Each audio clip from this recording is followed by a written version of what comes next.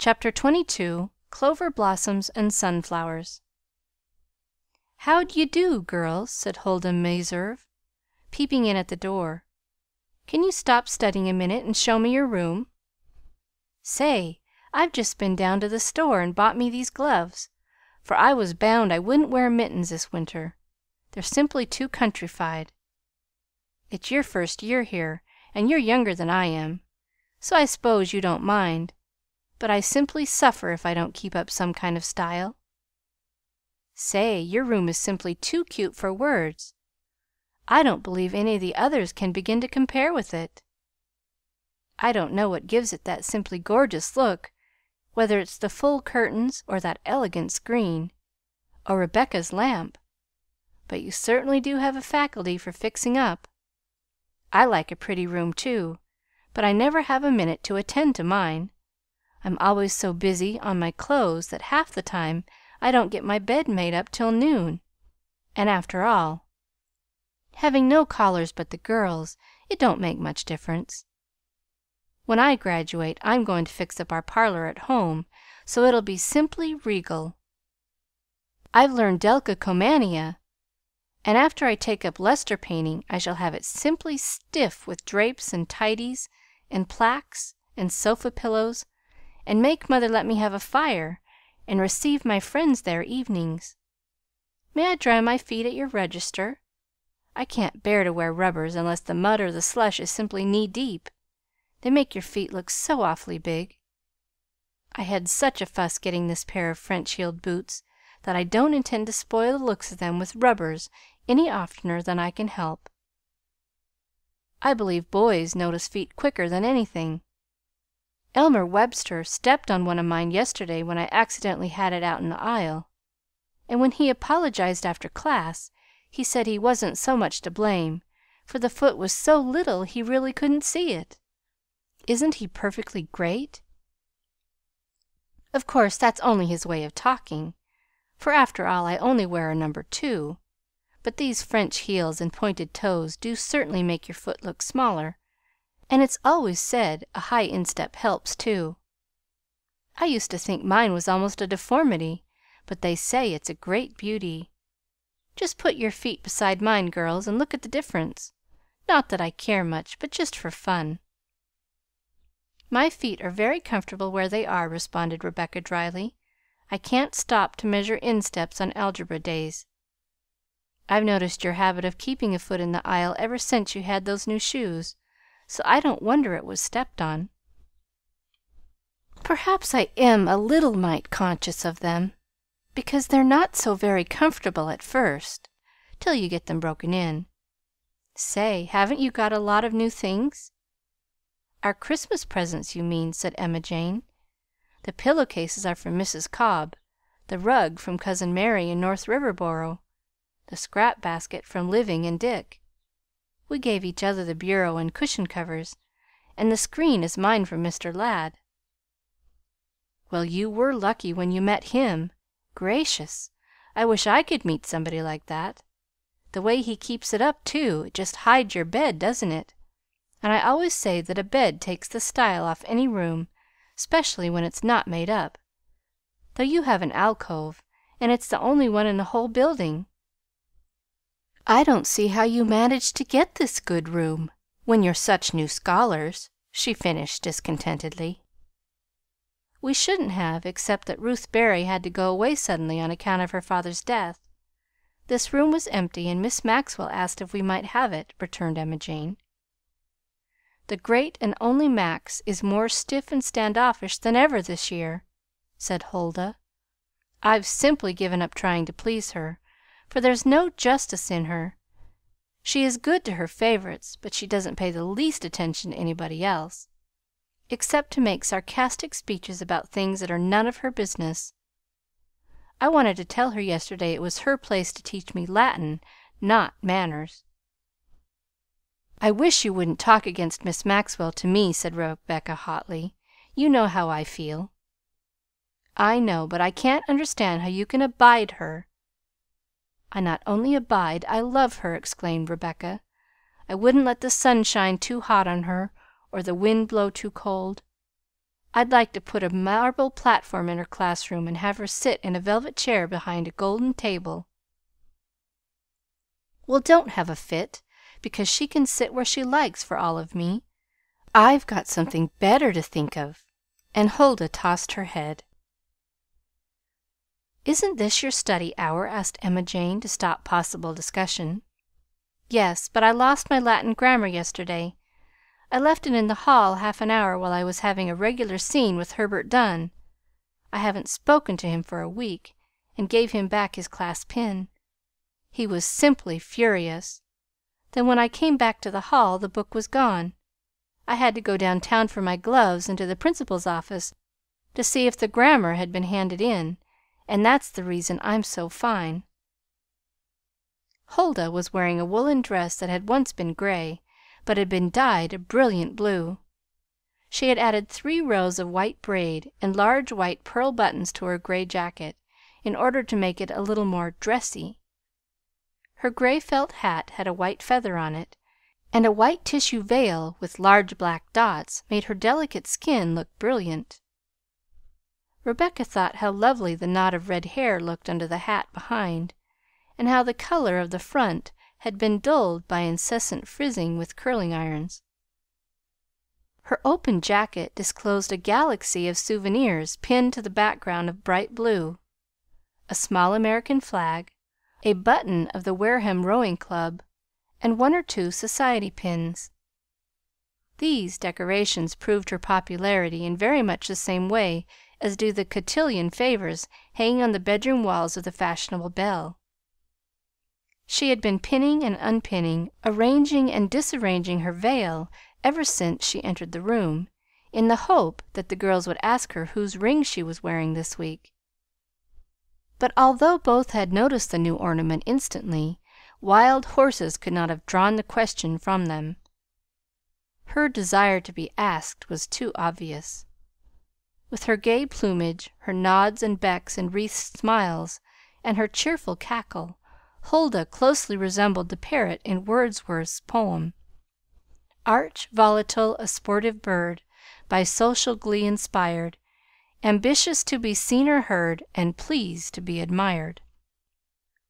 "Mr. Morrison thinks the grammar will be returned and lent me another," Huldah continued.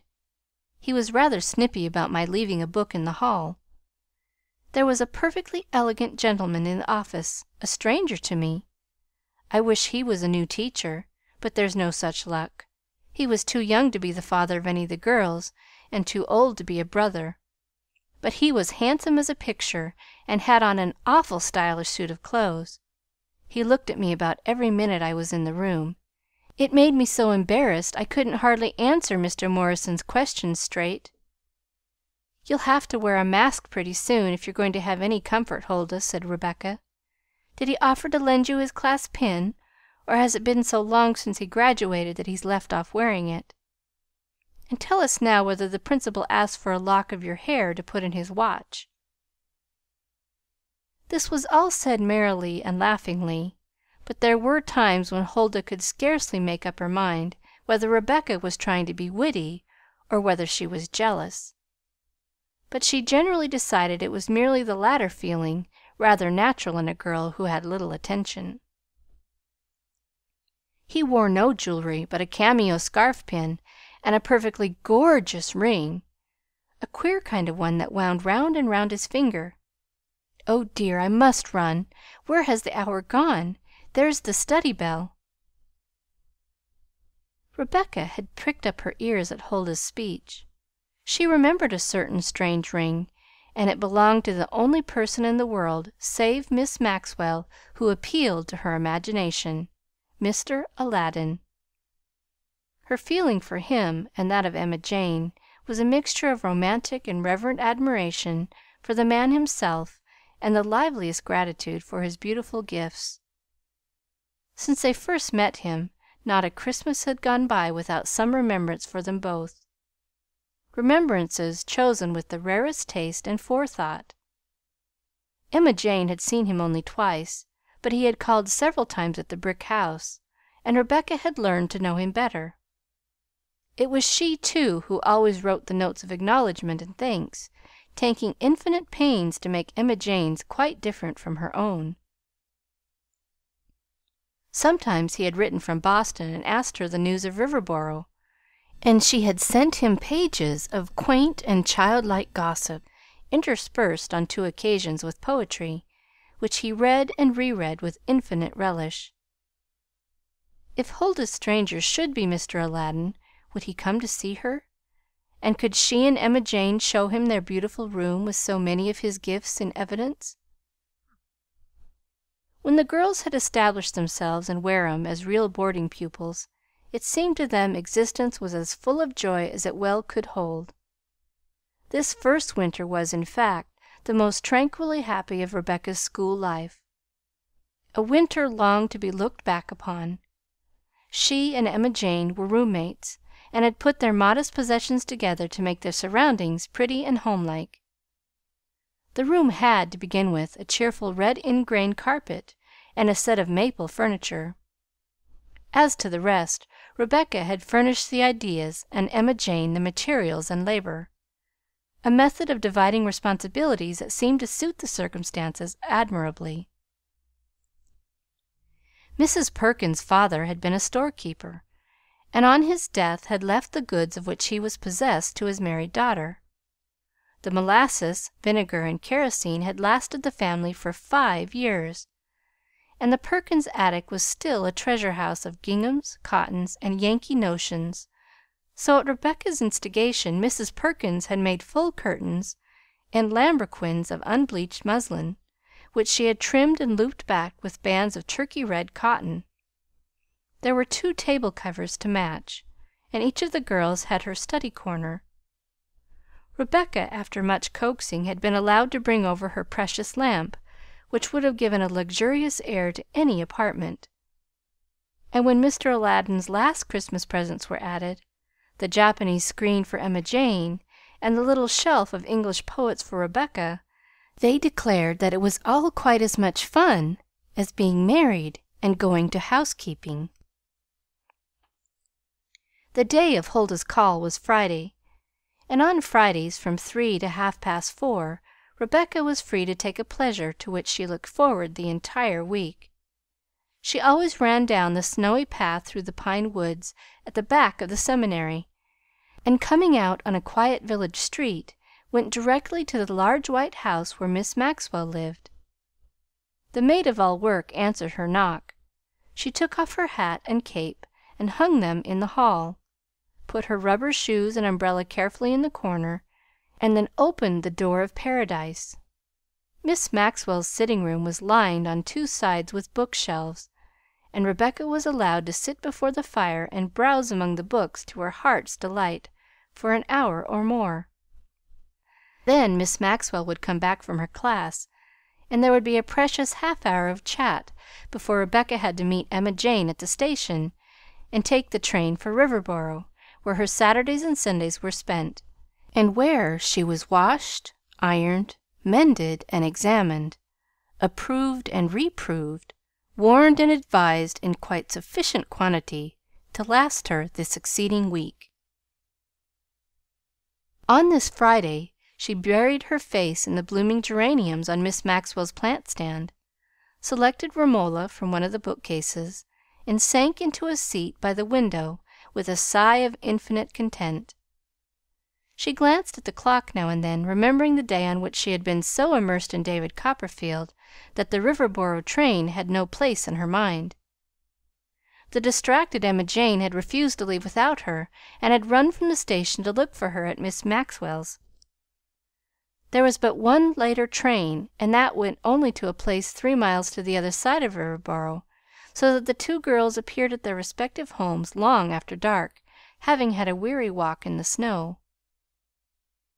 When she had read for half an hour, she glanced out of the window and saw 2 figures issuing from the path through the woods. The knot of bright hair and the coquettish hat could belong to but one person, and her companion, as the couple approached, proved to be none other than Mr. Aladdin. Huldah was lifting her skirts daintily and picking safe stepping places for the high-heeled shoes, her cheeks glowing, her eyes sparkling under the black and white veil. Rebecca slipped from her post by the window to the rug before the bright fire, and leaned her head on the seat of the great easy chair.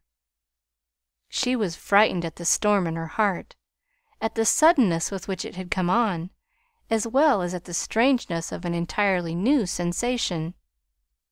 She felt all at once as if she could not bear to give up her share of Mr. Aladdin's friendship to Huldah. Huldah, so bright, saucy, and pretty, so gay and ready, and such good company. She had always joyfully admitted Emma Jane into the precious partnership, but perhaps unconsciously to herself she had realized that Emma Jane had never held anything but a secondary place in Mr. Aladdin's regard. Yet who was she herself, after all, that she could hope to be first? Suddenly the door opened softly, and somebody looked in, somebody who said, "Miss Maxwell told me I should find Miss Rebecca Randall here." Rebecca started at the sound, and sprang to her feet, saying joyfully, "Mr. Aladdin! Oh, I knew you were in Wareham, and I was afraid you wouldn't have time to come and see us." "Who is us? The aunts are not here, are they?" "Oh, you mean the rich blacksmith's daughter, whose name I can never remember. Is she here?" "Yes, and my roommate," answered Rebecca, who thought her own knell of doom had sounded if he had forgotten Emma Jane's name. The light in the room grew softer, the fire crackled cheerily, and they talked of many things, until the old sweet sense of friendliness and familiarity crept back into Rebecca's heart. Adam had not seen her for several months, and there was much to be learned about school matters as viewed from her own standpoint. He had already inquired concerning her progress from Mr. Morrison. "Well, little Miss Rebecca," he said, rousing himself at length, "I must be thinking of my drive to Portland. There is a meeting of railway directors there to morrow, and I always take the opportunity of visiting the school and giving my valuable advice concerning its affairs, educational and financial." "It seems funny for you to be a school trustee," said Rebecca contemplatively. "I can't seem to make it fit." "You are a remarkably wise young person, and I quite agree with you," he answered. "The fact is," he added soberly, "I accepted the trusteeship in memory of my poor little mother, whose last happy years were spent here." "That was a long time ago." "Let me see. I am 32, only 32, despite an occasional gray hair. My mother was married a month after she graduated, and she lived only until I was 10. Yes, it is a long way back to my mother's time here, though the school was 15 or 20 years old then, I believe. Would you like to see my mother, Miss Rebecca?" The girl took the leather case gently and opened it to find an innocent pink and white daisy of a face, so confiding, so sensitive, that it went straight to her heart. It made Rebecca feel old, experienced, and maternal. She longed on the instant to comfort and strengthen such a tender young thing. "Oh, what a sweet, sweet, flowery face!" she whispered softly. "The flower had to bear all sorts of storms," said Adam gravely. "The bitter weather of the world bent its slender stalk, bowed its head, and dragged it to the earth. I was only a child, and could do nothing to protect and nourish it, and there was no one else to stand between it and trouble. Now I have success and money and power, all that would have kept her alive and happy, and it is too late. She died for lack of love and care, nursing and cherishing, and I can never forget it. All that has come to me seems now and then so useless, since I cannot share it with her." This was a new Mr. Aladdin, and Rebecca's heart gave a throb of sympathy and comprehension. This explained the tired look in his eyes, the look that peeped out now and then under all his gay speech and laughter. "I'm so glad I know," she said, "and so glad I could see her just as she was when she tied that white muslin hat under her chin and saw her yellow curls and her sky blue eyes in the glass. Mustn't she have been happy? I wish she could have been kept so, and have lived to see you grow up strong and good. My mother is always sad and busy, but once when she looked at John I heard her say, 'He makes up for everything.' That's what your mother would have thought about you if she had lived, and perhaps she does as it is." "You are a comforting little person, Rebecca," said Adam, rising from his chair. As Rebecca rose, the tears still trembling on her lashes, he looked at her suddenly as with new vision. "Good bye," he said, taking her slim brown hand in his, adding as if he saw her for the first time, "Why, little Rose Red Snow White is making way for a new girl. Burning the midnight oil and doing 4 years' work in 3 is supposed to dull the eye and blanch the cheek, yet Rebecca's eyes are bright and she has a rosy color. Her long braids are looped one on the other so that they make a black letter U behind, and they are tied with grand bows at the top. She is so tall that she reaches almost to my shoulder. This will never do in the world. How will Mr. Aladdin get on without his comforting little friend? He doesn't like grown up young ladies in long trains and wonderful fine clothes. They frighten and bore him." "Oh, Mr. Aladdin," cried Rebecca eagerly, taking his jest quite seriously, "I am not 15 yet, and it will be 3 years before I'm a young lady. Please don't give me up until you have to." "I won't, I promise you that," said Adam. "Rebecca," he continued after a moment's pause, "who is that young girl with a lot of pretty red hair and very citified manners? She escorted me down the hill. Do you know whom I mean?" "It must be Huldah Meserve. She is from Riverboro." Adam put a finger under Rebecca's chin and looked into her eyes as soft, as clear, as unconscious and childlike as they had been when she was 10. He remembered the other pair of challenging blue ones that had darted coquettish glances through half dropped lids, shot arrowy beams from under archly lifted brows, and said gravely, "Don't form yourself on her, Rebecca. Clover blossoms that grow in the fields beside Sunnybrook mustn't be tied in the same bouquet with gaudy sunflowers. They are too sweet and fragrant and wholesome." Chapter 23. The Hill Difficulty. The first happy year at Wareham, with its widened skyline, its larger vision, its greater opportunity, was over and gone. Rebecca had studied during the summer vacation, and had passed, on her return in the autumn, certain examinations which would enable her, if she carried out the same programme the next season, to complete the course in 3 instead of 4 years. She came off with no flying colors. That would have been impossible in consideration of her inadequate training.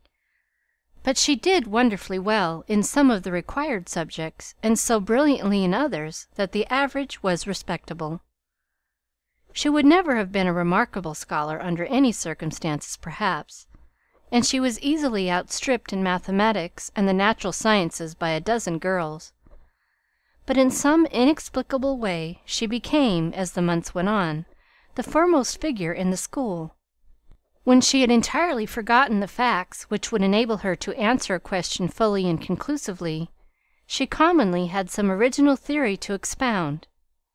It was not always correct, but it was generally unique and sometimes amusing. She was only fair in Latin or French grammar, but when it came to translation, her freedom, her choice of words, and her sympathetic understanding of the spirit of the text made her the delight of her teachers and the despair of her rivals. "She can be perfectly ignorant of a subject," said Miss Maxwell to Adam Ladd, "but entirely intelligent the moment she has a clue. Most of the other girls are full of information and as stupid as sheep."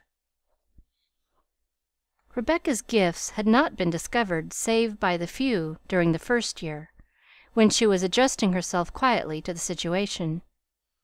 She was distinctly one of the poorer girls. She had no fine dresses to attract attention, no visitors, no friends in the town. She had more study hours, and less time, therefore, for the companionship of other girls, gladly as she would have welcomed the gaiety of that side of school life. Still, water will find its own level in some way, and by the spring of the second year she had naturally settled into the same sort of leadership which had been hers in the smaller community of Riverboro. She was unanimously elected assistant editor of the Wareham School Pilot, being the first girl to assume that enviable, though somewhat arduous and thankless position. And when her maiden number went to the Cobbs, Uncle Jerry and Aunt Sarah could hardly eat or sleep for pride. "She'll always get votes," said Huldah Meserve, when discussing the election, "for whether she knows anything or not, she looks as if she did; and whether she's capable of filling an office or not, she looks as if she was. I only wish I was tall and dark and had the gift of making people believe I was great things, like Rebecca Randall. There's one thing, though the boys call her handsome, you notice they don't trouble her with much attention." It was a fact that Rebecca's attitude towards the opposite sex was still somewhat indifferent and oblivious, even for 15 1/2. No one could look at her and doubt that she had potentialities of attraction latent within her somewhere, but that side of her nature was happily biding its time. A human being is capable only of a certain amount of activity at a given moment, and it will inevitably satisfy first its most pressing needs, its most ardent desires, its chief ambitions. Rebecca was full of small anxieties and fears, for matters were not going well at the brick house, and were anything but hopeful at the home farm. She was overbusy and overtaxed, and her thoughts were naturally drawn towards the difficult problems of daily living. It had seemed to her during the autumn and winter of that year as if her Aunt Miranda had never been, save at the very first, so censorious and so fault-finding. One Saturday Rebecca ran upstairs, and bursting into a flood of tears, exclaimed, "Aunt Jane, it seems as if I never could stand her continual scoldings. Nothing I can do suits Aunt Miranda. She's just said it will take my whole life to get the Randall out of me, and I'm not convinced that I want it all out, so there we are." Aunt Jane, never demonstrative, cried with Rebecca as she attempted to soothe her. "You must be patient," she said, wiping first her own eyes and then Rebecca's. "I haven't told you, for it isn't fair you should be troubled when you're studying so hard, but your Aunt Miranda isn't well. One Sunday morning about a month ago she had kind of a faint spell. It wasn't bad, but the doctor is afraid it was a shock, and if so, it's the beginning of the end. Seems to me she's failing right along, and that's what makes her so fretful and easily vexed. She has other troubles, too, that you don't know anything about. And if you're not kind to your Aunt Miranda now, child, you'll be dreadful sorry sometime." All the temper faded from Rebecca's face, and she stopped crying to say penitently, "Oh, the poor dear thing! I won't mind a bit what she says now. She's just asked me for some milk toast, and I was dreading to take it to her, but this will make everything different. Don't worry yet, Aunt Jane, for perhaps it won't be as bad as you think." So when she carried the toast to her aunt a little later, it was in the best gilt-edged china bowl, with a fringed napkin on the tray, and a sprig of geranium lying across the salt cellar. "Now, Aunt Miranda," she said cheerily, "I expect you to smack your lips and say this is good. It's not Randall, but Sawyer milk toast." "You've tried all kinds on me, one time and another," Miranda answered. "This tastes real kind o' good, but I wish you hadn't wasted that nice geranium." "You can't tell what's wasted," said Rebecca philosophically. "Perhaps that geranium has been hoping this long time it could brighten somebody's supper, so don't disappoint it by making believe you don't like it. I've seen geraniums cry in the very early morning." The mysterious trouble to which Jane had alluded was a very real one, but it was held in profound secrecy. $2,500 of the small Sawyer property had been invested in the business of a friend of their father's, and had returned them a regular annual income of $100. The family friend had been dead for some 5 years, But his son had succeeded to his interests, and all went on as formerly.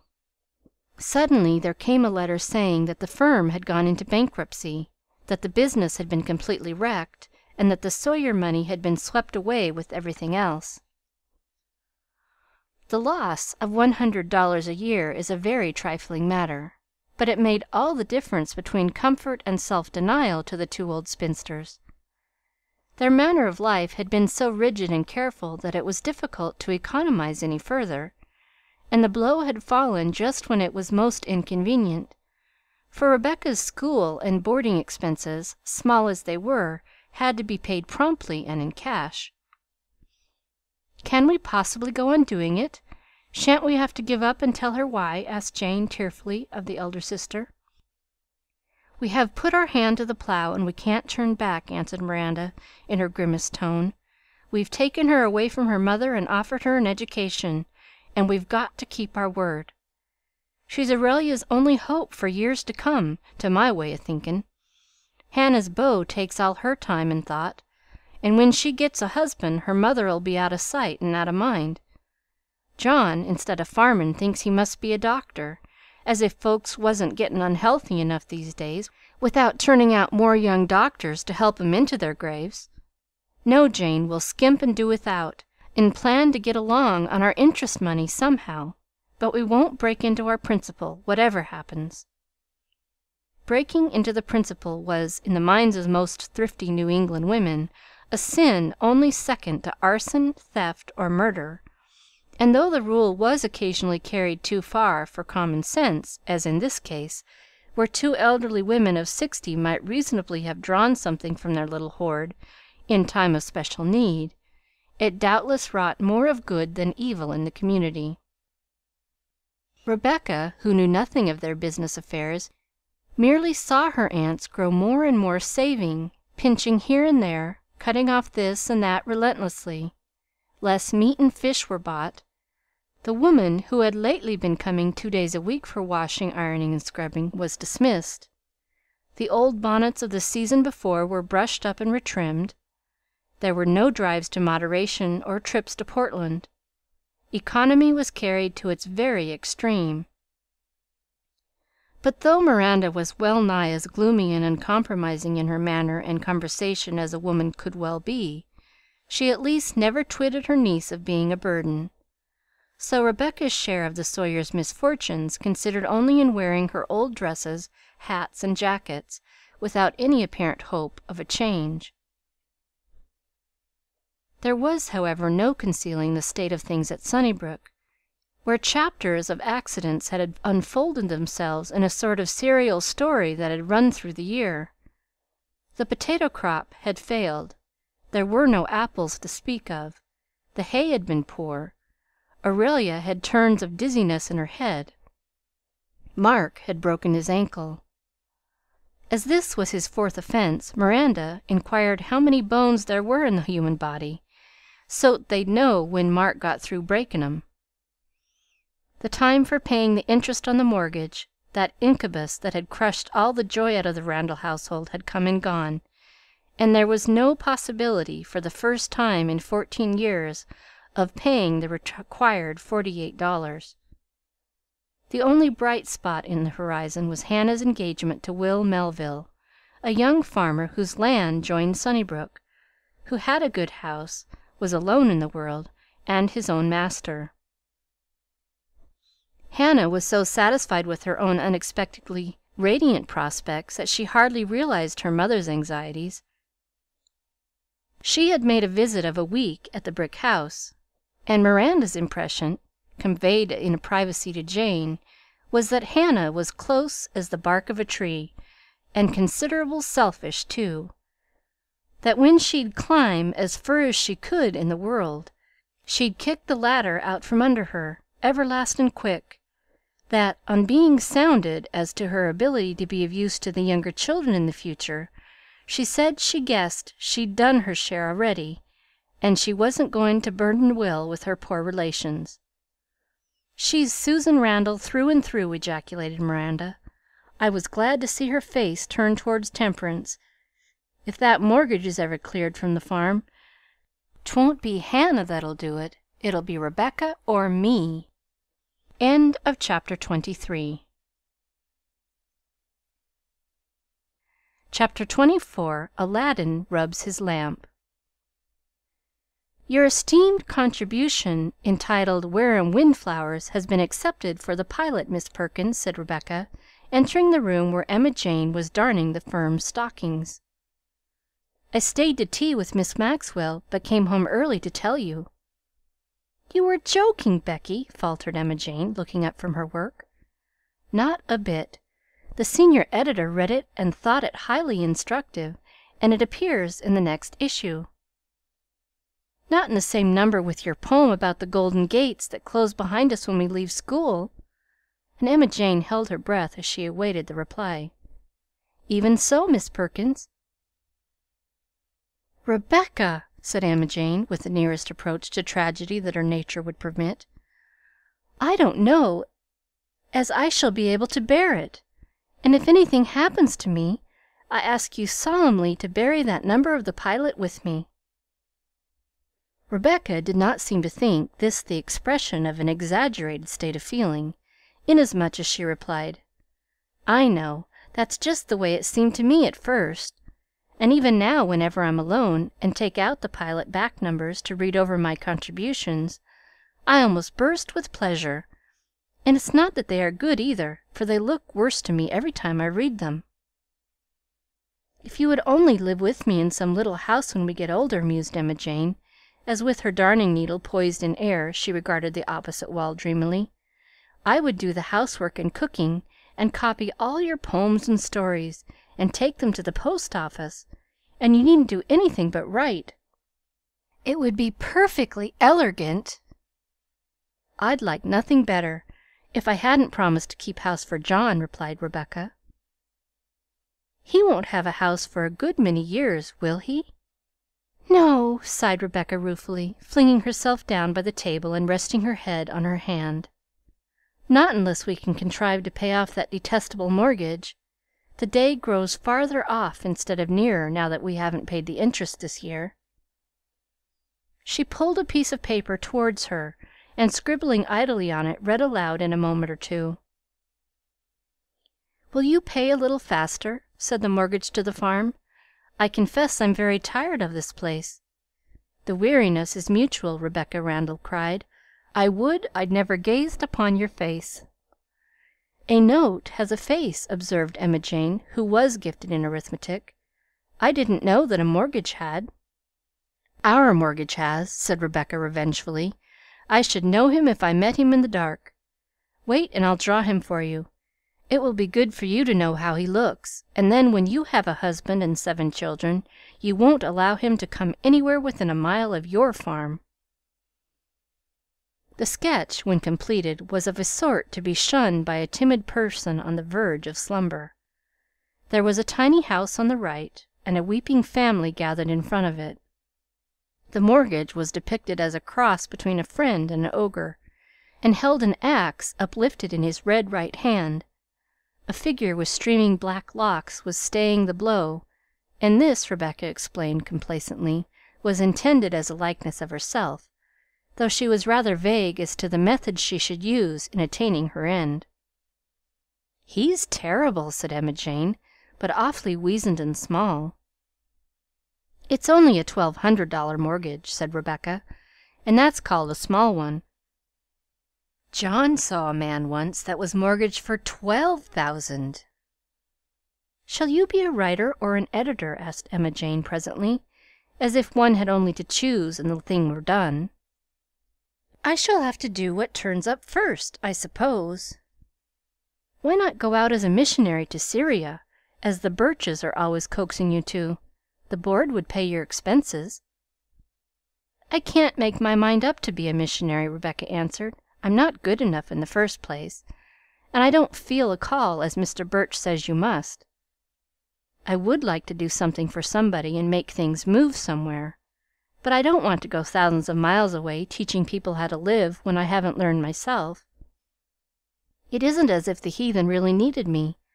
I'm sure they'll come out all right in the end." I can't see how, if all the people who ought to go out and save them stay at home as we do," argued Emma Jane. "Why, whatever God is, and wherever He is, He must always be there, ready and waiting. He can't move about and miss people. It may take the heathen a little longer to find Him, but God will make allowances, of course. He knows if they live in such hot climates it must make them lazy and slow, and the parrots and tigers and snakes and breadfruit trees distract their minds, and having no books, they can't think as well.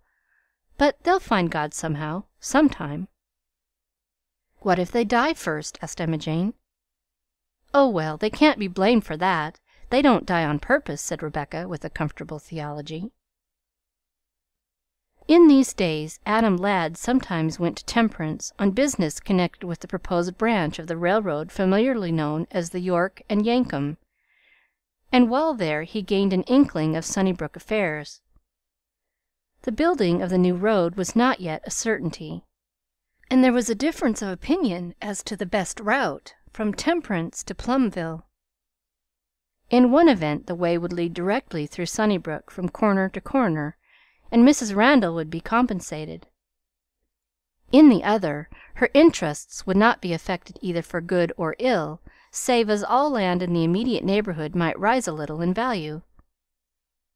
Coming from Temperance to Wareham one day, Adam had a long walk and talk with Rebecca, whom he thought looking pale and thin, though she was holding bravely to her self-imposed hours of work. She was wearing a black cashmere dress that had been her Aunt Jane's second best. We are familiar with the heroine of romance, whose foot is so exquisitely shaped that the coarsest shoe cannot conceal its perfections, and one always cherishes a doubt of the statement. Yet it is true that Rebecca's peculiar and individual charm seemed wholly independent of accessories. The lines of her figure, the rare coloring of her skin and hair and eyes, triumphed over shabby clothing, though, had the advantage of artistic apparel been given her, the little world of Wareham would probably at once have dubbed her a beauty. The long black braids were now disposed after a quaint fashion of her own. They were crossed behind, carried up to the front, and crossed again, the tapering ends finally brought down and hidden in the thicker part of the neck. Then a purely feminine touch was given to the hair that waved back from the face, a touch that rescued little crests and wavelets from bondage and set them free to take a new color in the sun. Adam Ladd looked at her in a way that made her put her hands over her face and laugh through them shyly as she said, "I know what you are thinking, Mr. Aladdin, that my dress is an inch longer than last year, and my hair different, but I'm not nearly a young lady yet, truly I'm not. 16 is a month off still, and you promised not to give up till my dress trails. If you don't like me to grow old, why don't you grow young? Then we can meet in the halfway house and have nice times. Now that I think about it," she continued, "that's just what you've been doing all along. When you bought the soap, I thought you were Grandfather Sawyer's age. When you danced with me at the flag raising, you seemed like my father. But when you showed me your mother's picture, I felt as if you were my John, because I was so sorry for you." "That will do very well," smiled Adam, "unless you go so swiftly that you become my grandmother before I really need one. You are studying too hard, Miss Rebecca Rowena." "Just a little," she confessed, "but vacation comes soon, you know." "And are you going to have a good rest and try to recover your dimples? They are really worth preserving." A shadow crept over Rebecca's face, and her eyes suffused.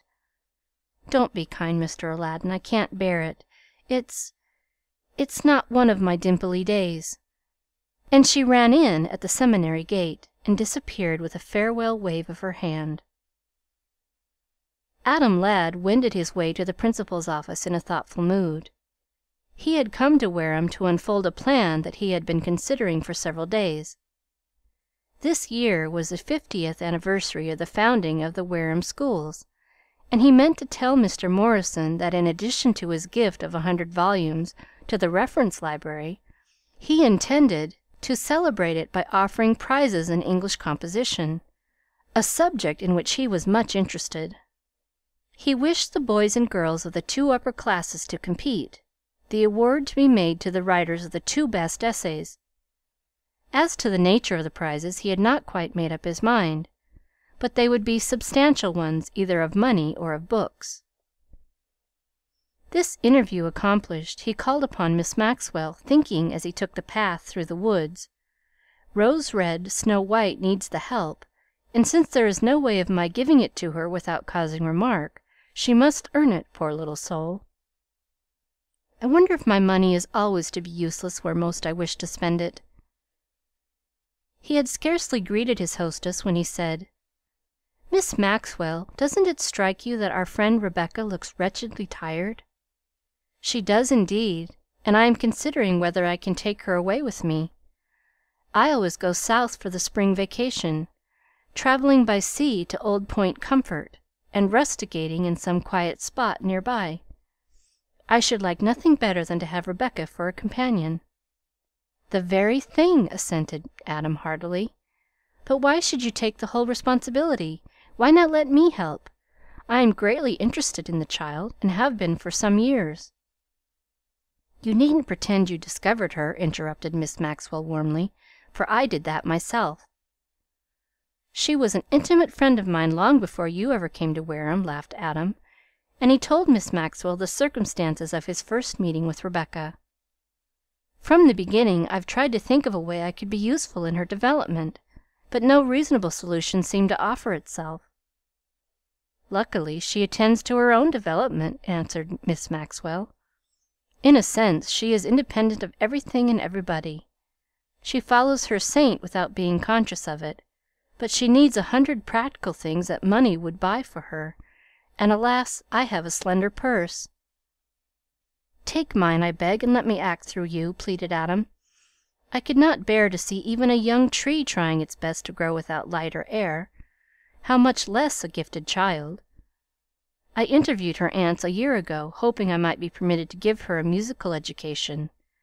I assured them it was a most ordinary occurrence, but that I was willing to be repaid later on if they insisted. But it was no use. The elder Miss Sawyer remarked that no members of her family ever had lived on charity, and she guessed they wouldn't begin at this late day." "I rather like that uncompromising New England grit," exclaimed Miss Maxwell. "And so far I don't regret one burden that Rebecca has borne, or one sorrow that she has shared. Necessity has only made her brave; poverty has only made her daring and self-reliant. As to her present needs, there are certain things only a woman ought to do for a girl, and I should not like to have you do them for Rebecca. I should feel that I was wounding her pride and self-respect, even though she were ignorant. But there is no reason why I may not do them, if necessary, and let you pay her traveling expenses." "I would accept those for her without the slightest embarrassment, but I agree that the matter would better be kept private between us." "You are a real fairy godmother!" exclaimed Adam, shaking her hand warmly. "Would it be less trouble for you to invite her roommate too, the pink and white inseparable?" "No, thank you. I prefer to have Rebecca all to myself," said Miss Maxwell. "I can understand that," replied Adam absent mindedly. "I mean, of course, that one child is less trouble than two. There she is now." Here Rebecca appeared in sight, walking down the quiet street with a lad of 16. They were in animated conversation, and were apparently reading something aloud to each other, for the black head and the curly brown one were both bent over a sheet of letter paper. Rebecca kept glancing up at her companion, her eyes sparkling with appreciation. "Miss Maxwell," said Adam, "I am a trustee of this institution, but upon my word, I don't believe in coeducation." "I have my own occasional hours of doubt," she answered, "but surely its disadvantages are reduced to a minimum with children." "That is a very impressive sight which you are privileged to witness, Mr. Ladd. The folk in Cambridge often gloated on the spectacle of Longfellow and Lowell arm in arm. The little school world of Wareham palpitates with excitement when it sees the senior and the junior editors of the Pilot walking together." Chapter 25. Chapter 25 Roses of Joy. The day before Rebecca started for the South with Miss Maxwell, she was in the library with Emma Jane and Huldah, consulting dictionaries and encyclopedias. As they were leaving, they passed the locked cases containing the Library of Fiction, open to the teachers and townspeople, but forbidden to the students. They looked longingly through the glass, getting some little comfort from the titles of the volumes, as hungry children imbibe emotional nourishment from the pies and tarts inside a confectioner's window. Rebecca's eye fell upon a new book in the corner, and she read the name aloud with delight. The Rose of Joy. Listen, girls, isn't that lovely? The Rose of Joy. It looks beautiful, and it sounds beautiful. What does it mean, I wonder? I guess everybody has a different rose, said Huldah shrewdly. I know what mine would be, and I'm not ashamed to own it. I'd like a year in a city, with just as much money as I wanted to spend, horses and splendid clothes, and amusements every minute of the day. And I'd like above everything to live with people that wear low necks. Poor Huldah never took off her dress without bewailing the fact that her lot was cast in Riverboro, where her pretty white shoulders could never be seen. That would be fun for a while, anyway, Emma Jane remarked. But wouldn't that be pleasure more than joy? Oh, I've got an idea! Don't shriek so, said the startled Huldah. I thought it was a mouse. I don't have them very often, apologized Emma Jane. Ideas, I mean. This one shook me like a stroke of lightning. Rebecca, couldn't it be success? That's good, mused Rebecca. I can see that success would be a joy, but it doesn't seem to me like a rose, somehow. I was wondering if it could be love. I wish we could have a peep at the book. It must be perfectly elegant, said Emma Jane. But now you say it is love, I think that's the best guess yet. All day long the 4 words haunted and possessed Rebecca. She said them over to herself continually. Even the prosaic Emma Jane was affected by them, for in the evening she said, I don't expect you to believe it, but I have another idea. That's 2 in one day. I had it while I was putting cologne on your head. The Rose of Joy might be helpfulness. If it is, then it is always blooming in your dear little heart, you darlingest kind Emmy, taking such good care of your troublesome Becky. Don't dare to call yourself troublesome. You're my Rose of Joy, that's what you are. And the 2 girls hugged each other affectionately. In the middle of the night, Rebecca touched Emma Jane on the shoulder softly. Are you very fast asleep, Emmy? She whispered. Not so very, answered Emma Jane drowsily. I've thought of something new. If you sang or painted or wrote, not a little, but beautifully, you know, wouldn't the doing of it, just as much as you wanted, give you the Rose of Joy? It might if it were a real talent, answered Emma Jane, though I don't like it so well as love. If you have another thought, Becky, keep it till morning. I did have one more inspiration, said Rebecca, when they were dressing next morning, but I didn't wake you. I wondered if the Rose of Joy could be sacrifice. But I think sacrifice would be a lily, not a rose, don't you? The journey southward, the first glimpse of the ocean, the strange new scenes, the ease and delicious freedom, the intimacy with Miss Maxwell, almost intoxicated Rebecca. In 3 days she was not only herself again, she was another self, thrilling with delight, anticipation, and realization. She had always had such eager hunger for knowledge, such thirst for love, such passionate longing for the music, the beauty, the poetry of existence.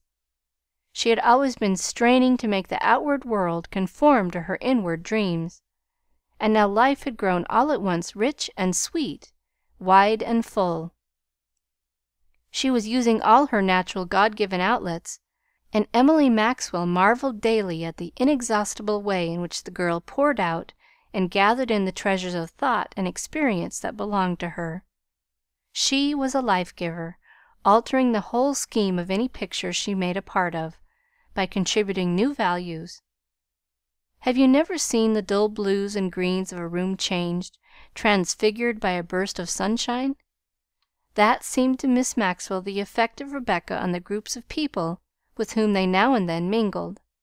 But they were commonly alone, reading to each other and having quiet talks. The prize essay was very much on Rebecca's mind. Secretly she thought she could never be happy unless she won it. She cared nothing for the value of it, and in this case almost nothing for the honor. She wanted to please Mr. Aladdin and justify his belief in her. "If I ever succeed in choosing a subject, I must ask if you think I can write well on it, and then I suppose I must work in silence and secret, never even reading the essay to you nor talking about it." Miss Maxwell and Rebecca were sitting by a little brook on a sunny spring day. They had been in a stretch of wood by the sea since breakfast, going every now and then for a bask on the warm white sand, and returning to their shady solitude when tired of the sun's glare. "The subject is very important," said Miss Maxwell, "but I do not dare choose for you. Have you decided on anything yet?"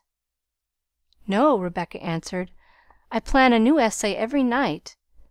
I've begun one on 'What is Failure?' and another one on 'He and She.' That would be a dialogue between a boy and a girl, just as they were leaving school, and would tell their ideals of life.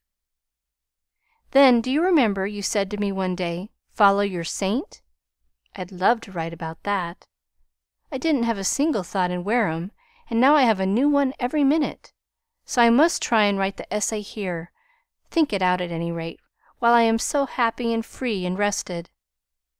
Look at the pebbles in the bottom of the pool, Miss Emily, so round and smooth and shining."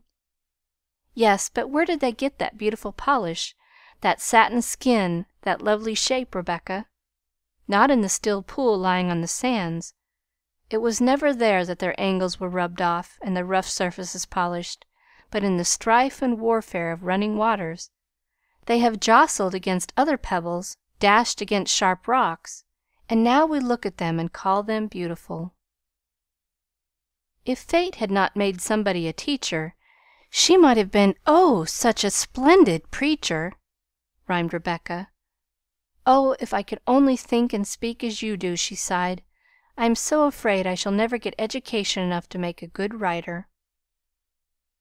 "You can worry about plenty of other things to better advantage," said Miss Maxwell, a little scornfully. "Be afraid, for instance, that you won't understand human nature, that you won't realize the beauty of the outer world, that you may lack sympathy, and thus never be able to read a heart, that your faculty of expression may not keep pace with your ideas. A thousand things, every one of them more important to the writer than the knowledge that is found in books. Aesop was a Greek slave who could not even write down his wonderful fables, yet all the world reads them." "I didn't know that," said Rebecca with a half sob. "I didn't know anything until I met you. You will only have had a high school course, but the most famous universities do not always succeed in making men and women. When I long to go abroad and study, I always remember that there were 3 great schools in Athens and 2 in Jerusalem, but the teacher of all teachers came out of Nazareth, a little village hidden away from the bigger, busier world." "Mr. Ladd says that you are almost wasted on Wareham," said Rebecca thoughtfully. "He is wrong. My talent is not a great one, but no talent is wholly wasted unless its owner chooses to hide it in a napkin. Remember that of your own gifts, Rebecca. They may not be praised of men, but they may cheer, console, inspire, perhaps, when and where you least expect. The brimming glass that overflows its own rim moistens the earth about it." "Did you ever hear of the Rose of Joy?" asked Rebecca after a long silence. "Yes, of course. Where did you see it?" "On the outside of a book in the library." "I saw it on the inside of a book in the library," smiled Miss Maxwell. "It is from Emerson. but I'm afraid you haven't quite grown up to it, Rebecca, and it is one of the things impossible to explain." "Oh, try me, dear Miss Maxwell," pleaded Rebecca. "Perhaps by thinking hard I can guess a little bit what it means."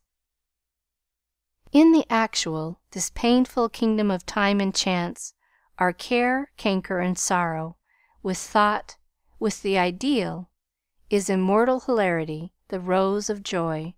Round it all the muses sing, quoted Miss Maxwell. Rebecca repeated it over and over again until she had learned it by heart. Then she said, "I don't want to be conceited, but I almost believe I do understand it, Miss Maxwell.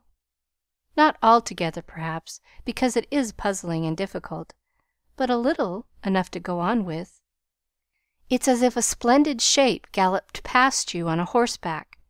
You are so surprised and your eyes move so slowly you cannot half see it, but you just catch a glimpse as it whisks by, and you know it is beautiful.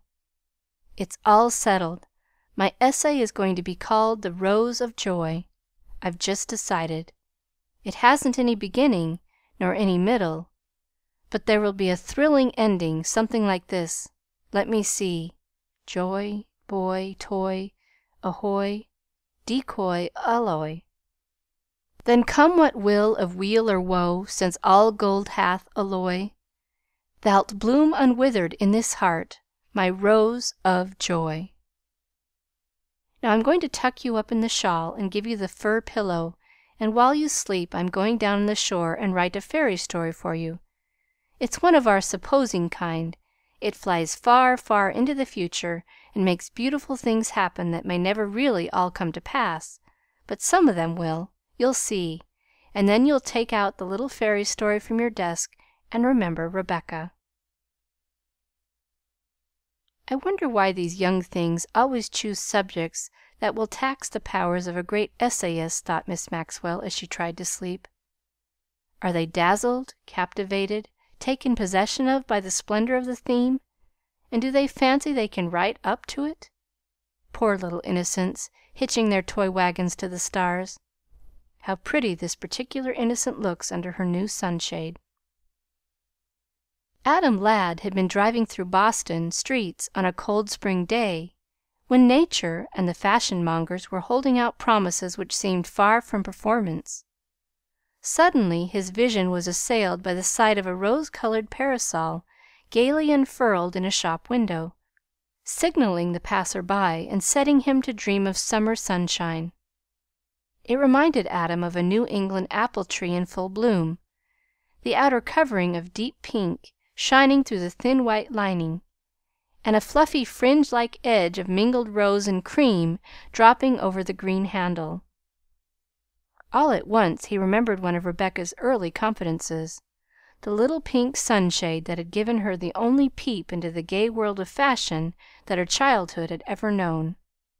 Her adoration of the flimsy bit of finery and its tragic and sacrificial end. He entered the shop, bought the extravagant bauble, and expressed it to Wareham at once, not a single doubt of its appropriateness crossing the darkness of his masculine mind. He thought only of the joy in Rebecca's eyes, of the poise of her head under the apple blossom canopy. It was a trifle embarrassing to return an hour later and buy a blue parasol for Emma Jane Perkins, but it seemed increasingly difficult, as the years went on, to remember her existence at all the proper times and seasons. This is Rebecca's fairy story, copied the next day and given to Emily Maxwell just as she was going to her room for the night. She read it, and with tears in her eyes, and then sent it to Adam Ladd, thinking he had earned a share in it, and that he deserved a glimpse of the girl's budding imagination, as well as of her grateful young heart. A Fairy Story. There was once a tired and rather poverty-stricken princess who dwelt in a cottage on the great highway between two cities. She was not as unhappy as thousands of others. Indeed, she had much to be grateful for. But the life she lived and the work she did were full hard for one who was fashioned slenderly. Now the cottage stood by the edge of a great green forest, where the wind was always singing in the branches and the sunshine filtering through the leaves. And one day, when the Princess was sitting by the wayside, quite spent by her labor in the fields, she saw a golden chariot rolling down the king's highway, and in it a person who could be none other than somebody's fairy godmother on her way to the court. The chariot halted at her door, and though the Princess had read of such beneficent personages, she had never dreamed for an instant that one of them could ever alight at her cottage. "If you are tired, poor little Princess, why do you not go into the cool green forest and rest?" asked the fairy godmother. "Because I have no time," she answered. "I must go back to my plough." "Is that your plough leaning by the tree, and is it not too heavy?" "It is heavy," answered the Princess, "but I love to turn the hard earth into soft furrows, and know that I am making good soil wherein my seeds may grow. When I feel the weight too much, I try to think of the harvest." The golden chariot passed on, and the two talked no more together that day. Nevertheless, the king's messengers were busy, for they whispered one word into the ear of the fairy godmother, and another into the ear of the Princess, though so faintly that neither of them realized that the king had spoken. The next morning a strong man knocked at the cottage door, and doffing his hat to the Princess, said, "A golden chariot passed me yesterday, and one within it flung me a purse of ducats, saying, 'Go out into the king's highway and search until you find a cottage and a heavy plough leaning against a tree near by. Enter and say to the Princess whom you will find there, I will guide the plough, and you must go and rest, or walk in the cool green forest, for this is the command of your fairy godmother.'" And the same thing happened every day, and every day the tired Princess walked in the green wood. Many times she caught the glitter of the chariot and ran into the highway to give thanks to the fairy godmother, but she was never fleet enough to reach the spot. She could only stand with eager eyes and longing heart as the chariot passed by. Yet she never failed to catch a smile, and sometimes a word or two floated back to her, words that sounded like, "I would not be thanked. We are all children of the same king, and I am only his messenger." Now, as the Princess walked daily in the green forest, hearing the wind singing in the branches, and seeing the sunlight filter through the lattice work of the green leaves, there came unto her thoughts that had lain asleep in the stifling air of the cottage and the weariness of guiding the plough, and by she took a needle from her girdle and pricked the thoughts on the leaves of the trees, and sent them into the air to float hither and thither. And it came to pass that people began to pick them up, and holding them against the sun, to read what was written on them. And this was because the simple little words on the leaves were only, after all, a part of one of the king's messages, such as the fairy godmother dropped continually from her golden chariot. But the miracle of the story lies deeper than all this. Whenever the Princess pricked the words upon the leaves, she added a thought of her fairy godmother, and folding it close within, sent the leaf out on the breeze to float hither and thither and fall where it would. And many other little princesses felt the same impulse and did the same thing. And as nothing is ever lost in the king's dominion, so these thoughts and wishes and hopes, being full of love and gratitude, had no power to die, but took unto themselves other shapes and lived on forever. They cannot be seen, our vision is too weak, nor heard, our hearing is too dull, but they can sometimes be felt, and we know not what force is stirring our hearts to nobler aims. The end of the story is not come, but it may be that some day when the fairy godmother has a message to deliver in person straight to the king, he will say, "Your face I know, your voice, your thoughts, and your heart. I have heard the rumble of your chariot wheels on the great highway, and I knew that you were on the king's business. Here in my hand is a sheaf of messages from every quarter of my kingdom. They were delivered by weary and footsore travelers who said that they could never have reached the gate in safety had it not been for your help and inspiration. Read them, that you may know when and where and how you sped the king's service." And when the fairy godmother reads them, It may be that sweet odors will rise from the pages, and half-forgotten memories will stir the air; but in the gladness of the moment nothing will be half so lovely as the voice of the King when he said, 'Read and know how you sped the King's service.'" Rebecca Rowena Randall. Chapter 26. Over the Teacups. The summer term at Wareham had ended, and Huldah Meserve, Dick Carter, and Living Perkins had finished school, leaving Rebecca and Emma Jane to represent Riverboro in the year to come.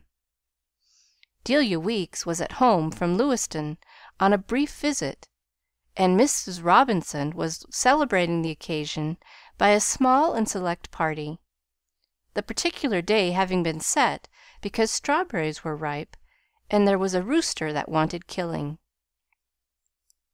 Mrs. Robinson explained this to her husband, and requested that he eat his dinner on the carpenter's bench in the shed, as the party was to be a ladies' affair. "All right, it won't be any loss to me," said Mr. Robinson. "Give me beans, that's all I ask. When a rooster wants to be killed, I want somebody else to eat him, not me." Mrs. Robinson had company only once or twice a year, and was generally much prostrated for several days afterward, the struggle between pride and parsimony being quite too great a strain upon her. It was necessary, in order to maintain her standing in the community, to furnish a good set out, yet the extravagance of the proceeding goaded her from the first moment she began to stir the marble cake to the moment when the feast appeared upon the table. The rooster had been boiling steadily over a slow fire since morning, but such was his power of resistance that his shape was as firm and handsome in the pot as on the first moment when he was lowered into it. "He ain't going to give up," said Alice, peering nervously under the cover, "and he looks like a scarecrow." "We'll see whether he gives up or not when I take a sharp knife to him," her mother answered. "And as to his looks, a platter full of gravy makes a sight o' difference with old roosters. And I'll put dumplings round the aidge. They're terrible fillin', though they don't belong with boiled chicken." The rooster did indeed make an impressive showing, lying in his border of dumplings, and the dish was much complimented when it was borne in by Alice. This was fortunate, as the chorus of admiration ceased abruptly when the ladies began to eat the fowl. "I was glad you could get over to Huldie's graduation, Delia," said Mrs. Meserve, who sat at the foot of the table and helped the chicken, while Mrs. Robinson poured coffee at the other end. She was a fit mother for Huldah, being much the most stylish person in Riverboro. Ill health and dress were indeed her two chief enjoyments in life. It was rumored that her elaborately curled front piece had cost $5, and that it was sent into Portland twice a year to be dressed and frizzed, but it is extremely difficult to discover the precise facts in such cases, and a conscientious historian always prefers to warn a too credulous reader against imbibing as gospel truth something that might be the basest perversion of it. As to Mrs. Meserve's appearance, have you ever, in earlier years, sought the comforting society of the cook, and hung over the kitchen table while she rolled out sugared gingerbread? Perhaps then, in some unaccustomed moment of amiability, she made you a dough lady, cutting the outline deftly with her pastry knife, and then at last placing the human stamp upon it by sticking in 2 black currants for eyes. Just call to mind the face of that sugared gingerbread lady, and you will have an exact portrait of Huldah's mother. Miss Peter Meserve, she was generally called, there being several others. "How'd you like Huldie's dress, Delia?" she asked, snapping the elastic in her black jet bracelets after an irritating fashion she had. "I thought it was about the handsomest of any," answered Delia, "and her composition was first rate. It was the only real amusin' one there was, and she read it so loud and clear we didn't miss any of it.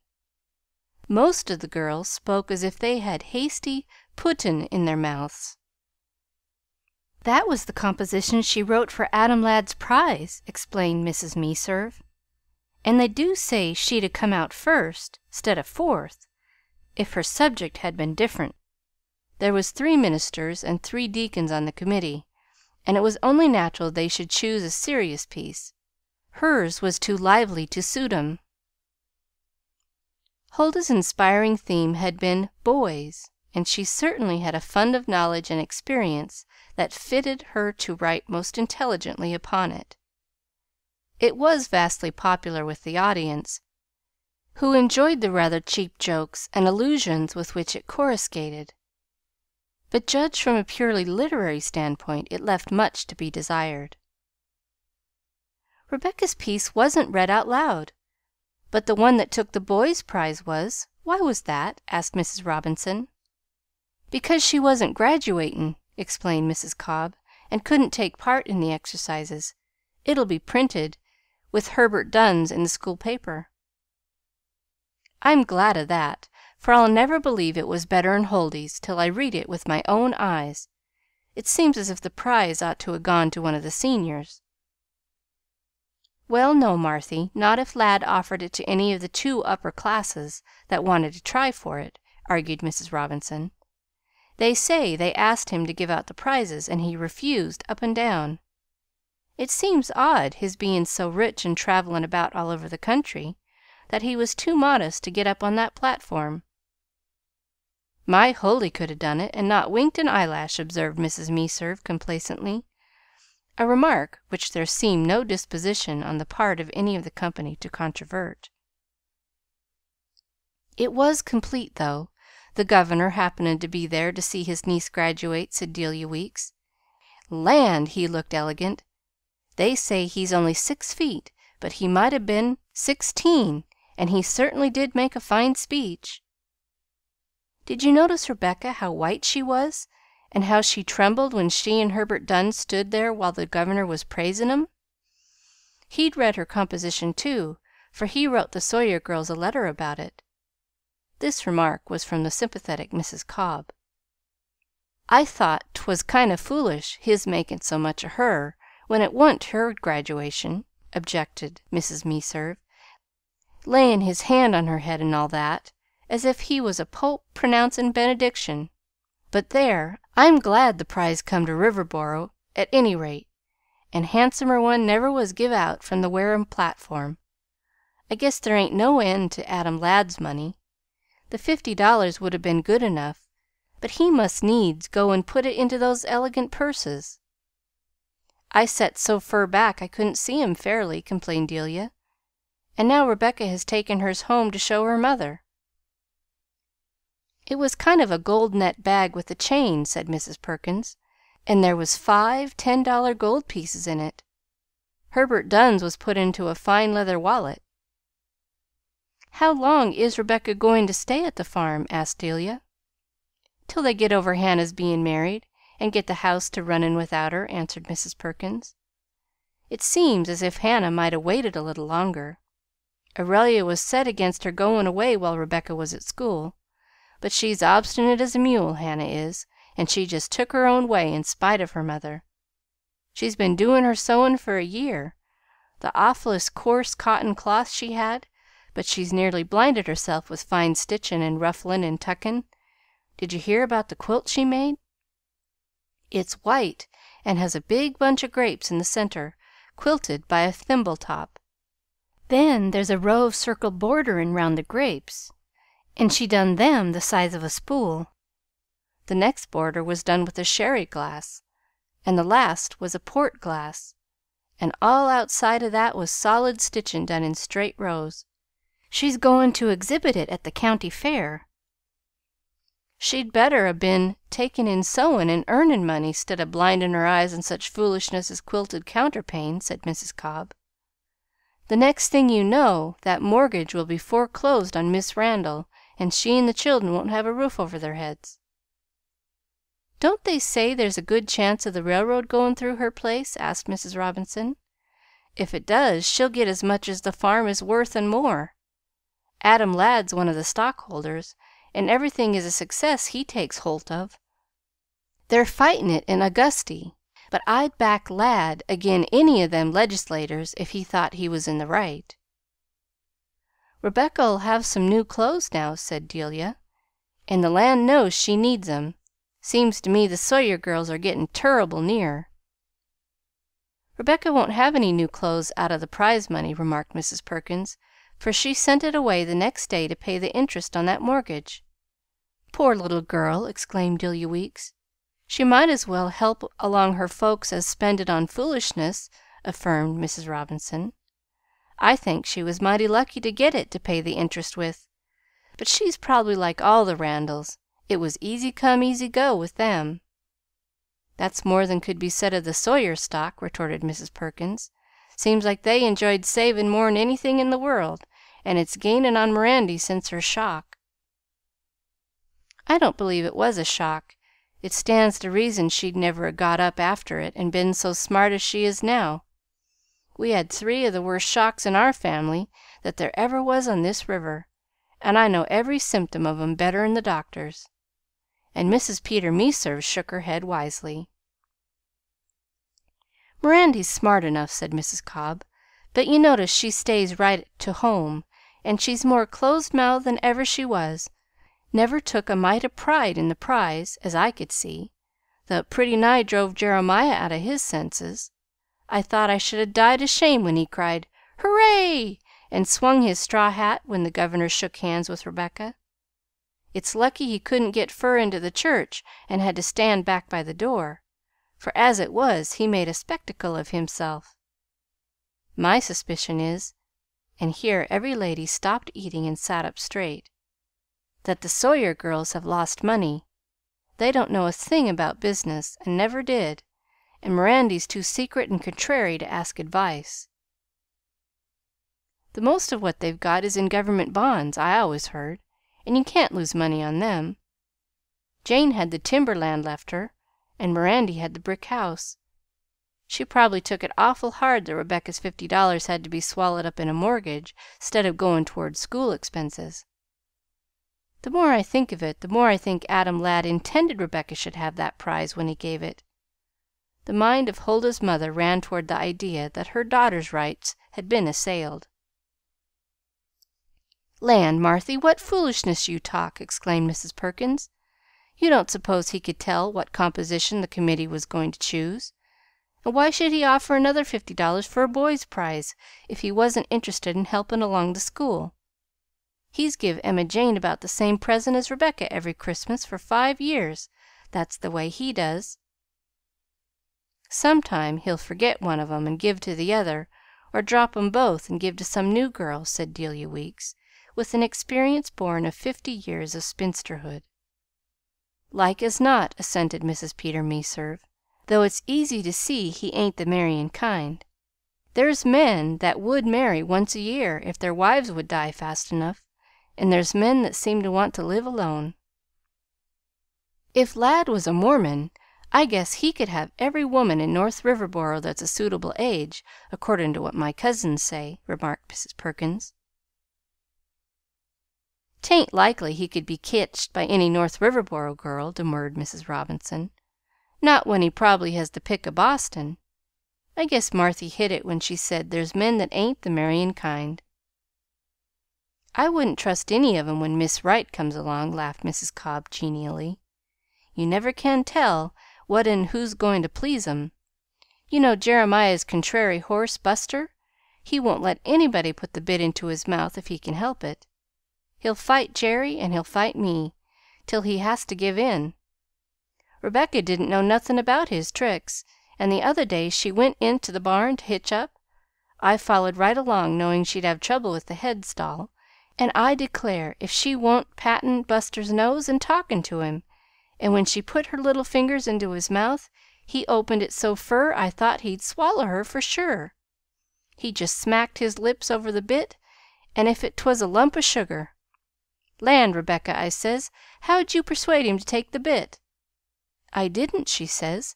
'He seemed to want it. Perhaps he's tired of his stall and wants to get out in the fresh air.'" Chapter 27. The Vision Splendid. A year had elapsed since Adam Ladd's prize had been discussed over the teacups in Riverboro. The months had come and gone, and at length the great day had dawned for Rebecca, the day to which she had been looking forward for 5 years, as the first goal to be reached on her little journey through the world. And the mystic function known to the initiated as graduation was about to be celebrated. It was even now heralded by the sun dawning in the eastern sky. Rebecca stole softly out of bed, crept to the window, threw open the blinds, and welcomed the rosy light that meant a cloudless morning. Even the sun looked different somehow, larger, redder, more important than usual. And if it were really so, there was no member of the graduating class who would have thought it strange or unbecoming, in view of all the circumstances. Emma Jane stirred on her pillow, woke, and seeing Rebecca at the window, came and knelt on the floor beside her. "It's going to be pleasant," she sighed gratefully. "If it wasn't wicked, I could thank the Lord. I'm so relieved in mind. Did you sleep?" "Not much. The words of my class poem kept running through my head, and the accompaniments of the songs, and worse than anything, Mary Queen of Scots' prayer in Latin. It seemed as if adoro, imploro, ut libris me were burned into my brain." No one who is unfamiliar with life in rural neighborhoods can imagine the gravity, the importance, the solemnity of this last day of school. In the matter of preparation, wealth of detail, and general excitement, it far surpasses a wedding, for that is commonly a simple affair in the country, sometimes even beginning and ending in a visit to the parsonage. Nothing quite equals graduation in the minds of the graduates themselves, their families, and the younger students, unless it be the inauguration of a governor at the state capital. Wareham, then, was shaken to its very center on this day of days. Mothers and fathers of the scholars, as well as relatives to the remotest generation, had been coming on the train and driving into the town since breakfast time. Old pupils, both married and single, with and without families, streamed back to the dear old village. The 2 livery stables were crowded with vehicles of all sorts, and lines of buggies and wagons were drawn up along the sides of the shady roads, the horses switching their tails in luxurious idleness. The streets were filled with people wearing their best clothes, and the fashions included not only the latest thing, but the well-preserved relic of a bygone day. There were all sorts and conditions of men and women, for there were sons and daughters of storekeepers, lawyers, butchers, doctors, shoemakers, professors, ministers, and farmers at the Wareham schools, either as boarders or day scholars. In the seminary building there was an excitement so deep and profound that it expressed itself in a kind of hushed silence, a transient suspension of life, as those most interested approached the crucial moment. The feminine graduates to be were seated in their own bedrooms, dressed with a completeness of detail to which all their past lives seemed to have been but a prelude. At least this was the case with their bodies, but their heads, owing to the extreme heat of the day, were one and all ornamented with leads or papers or dozens of little braids, to issue later in every sort of curl known to the girl of that period. Rolling the hair on leads or papers was a favorite method of attaining the desired result, and though it often entailed a sleepless night, there were those who gladly paid the price. Others, in whose veins the blood of martyrs did not flow, substituted rags for leads, and pretended that they made a more natural and less woolly curl. Heat, however, will melt the proudest head and reduce to fiddling strings the finest product of the waving pin. So anxious mothers were stationed over their offspring, waving palm leaf fans, it having been decided that the supreme instant when the town clock struck 10 should be the one chosen for releasing the prisoners from their self-imposed tortures. Dotted or plain Swiss muslin was the favorite garb, though there were those who were streaming in white cashmere or alpaca, because in some cases such frocks were thought more useful afterwards. Blue and pink waist ribbons were lying over the backs of chairs, and the girl who had a Roman sash was praying that she might be kept from vanity and pride. The way to any graduating dress at all had not seemed clear to Rebecca until a month before. Then, in company with Emma Jane, she visited the Perkins attic, found piece after piece of white butter muslin or cheesecloth, and decided that at a pinch it would do. The rich blacksmith's daughter cast the thought of dotted Swiss behind her, and elected to follow Rebecca in cheesecloth as she had in higher matters. Straightway devising costumes that included such drawing of threads, such hem-stitching and pin-tucking, such insertions of fine thread tatting that, in order to be finished, Rebecca's dress was given out in sections, the sash to Hannah, waist and sleeves to Mrs. Cobb, and skirt to Aunt Jane. The stitches that went into the despised material, worth only 3 or 4 pennies a yard, made the dresses altogether lovely; and as for the folds and lines into which they fell, they could have given points to satins and brocades. The two girls were waiting in their room alone, Emma Jane in rather a tearful state of mind. She kept thinking that it was the last day that they would be together in this altogether sweet and close intimacy.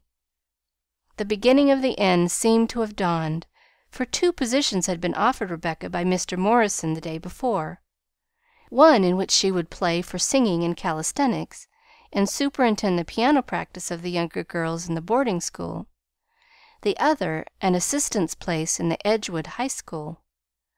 Both were very modest as to salary, but the former included educational advantages that Miss Maxwell thought might be valuable.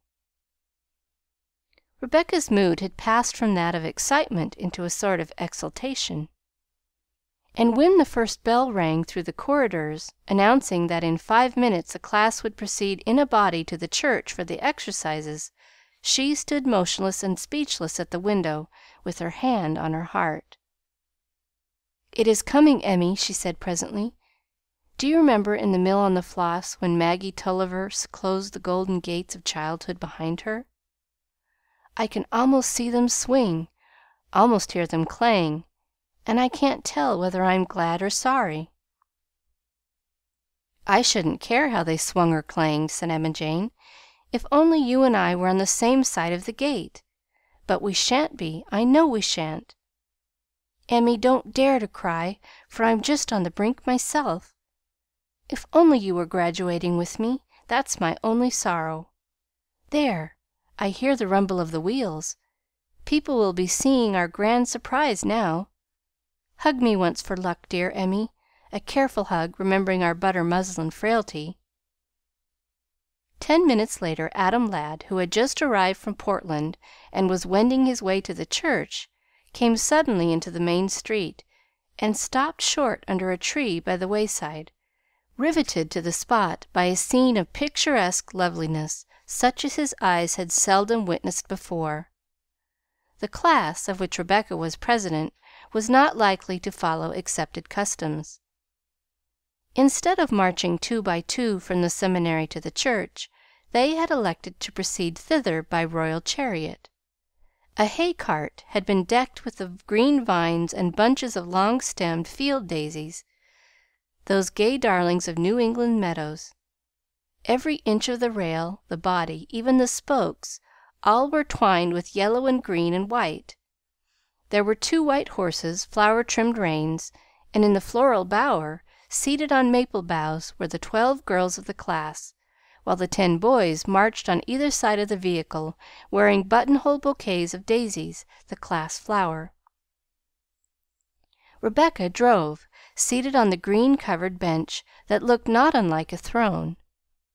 No girl clad in white muslin, no happy girl of 17 plain, and the 12 little country maids, from the vantage ground of their setting, looked beautiful, as the June sunlight filtered down on their uncovered heads, showing their bright eyes, their fresh cheeks, their smiles, and their dimples. Rebecca, Adam thought, as he took off his hat and saluted the pretty panorama. Rebecca, with her tall slenderness, her thoughtful brow, the fire of young joy in her face, her fillet of dark braided hair, might have been a young muse or sibyl, and the flowery hayrack, with its freight of blooming girlhood, might have been painted as an allegorical picture of the morning of life. It all passed him as he stood under the elms in the old village street where his mother had walked half a century ago, and he was turning with the crowd toward the church when he heard a little sob. Behind a hedge in the garden near where he was standing was a forlorn person in white, whose neat nose, chestnut hair, and blue eyes he seemed to know. He stepped inside the gate and said, "What's wrong, Miss Emma?" "Oh, is it you, Mr. Ladd? Rebecca won't let me cry for fear of spoiling her looks, but I must have just one chance before I go in. I can be as homely as I like, after all, for I only have to sing with the school. I'm not graduating. I'm just leaving. Not that I mind that. It's only being separated from Rebecca that I never can stand." The two walked along together, Adam comforting the disconsolate Emma Jane, until they reached the old meeting house where the commencement exercises were always held. The interior, with its decorations of yellow, green, and white, was crowded, the air hot and breathless, the essays and songs and recitations precisely like all others that have been since the world began. One always fears that the platform may sink under the weight of youthful platitudes uttered on such occasions, yet one can never be properly critical, because the sight of the boys and girls themselves, those young and hopeful makers of tomorrow, disarms one's scorn. We yawn desperately at the essays, but our hearts go out to the essayists all the same, for the vision splendid is shining in their eyes, and there is no fear of the inevitable yoke that the years are so surely bringing them. Rebecca saw Hannah and her husband in the audience, dear old John and Cousin Ann also, and felt a pang at the absence of her mother, though she had known there was no possibility of seeing her, for poor Aurelia was kept at Sunnybrook by the cares of children and farm, and lack of money either for the journey or for suitable dress. The Cobbs she saw too.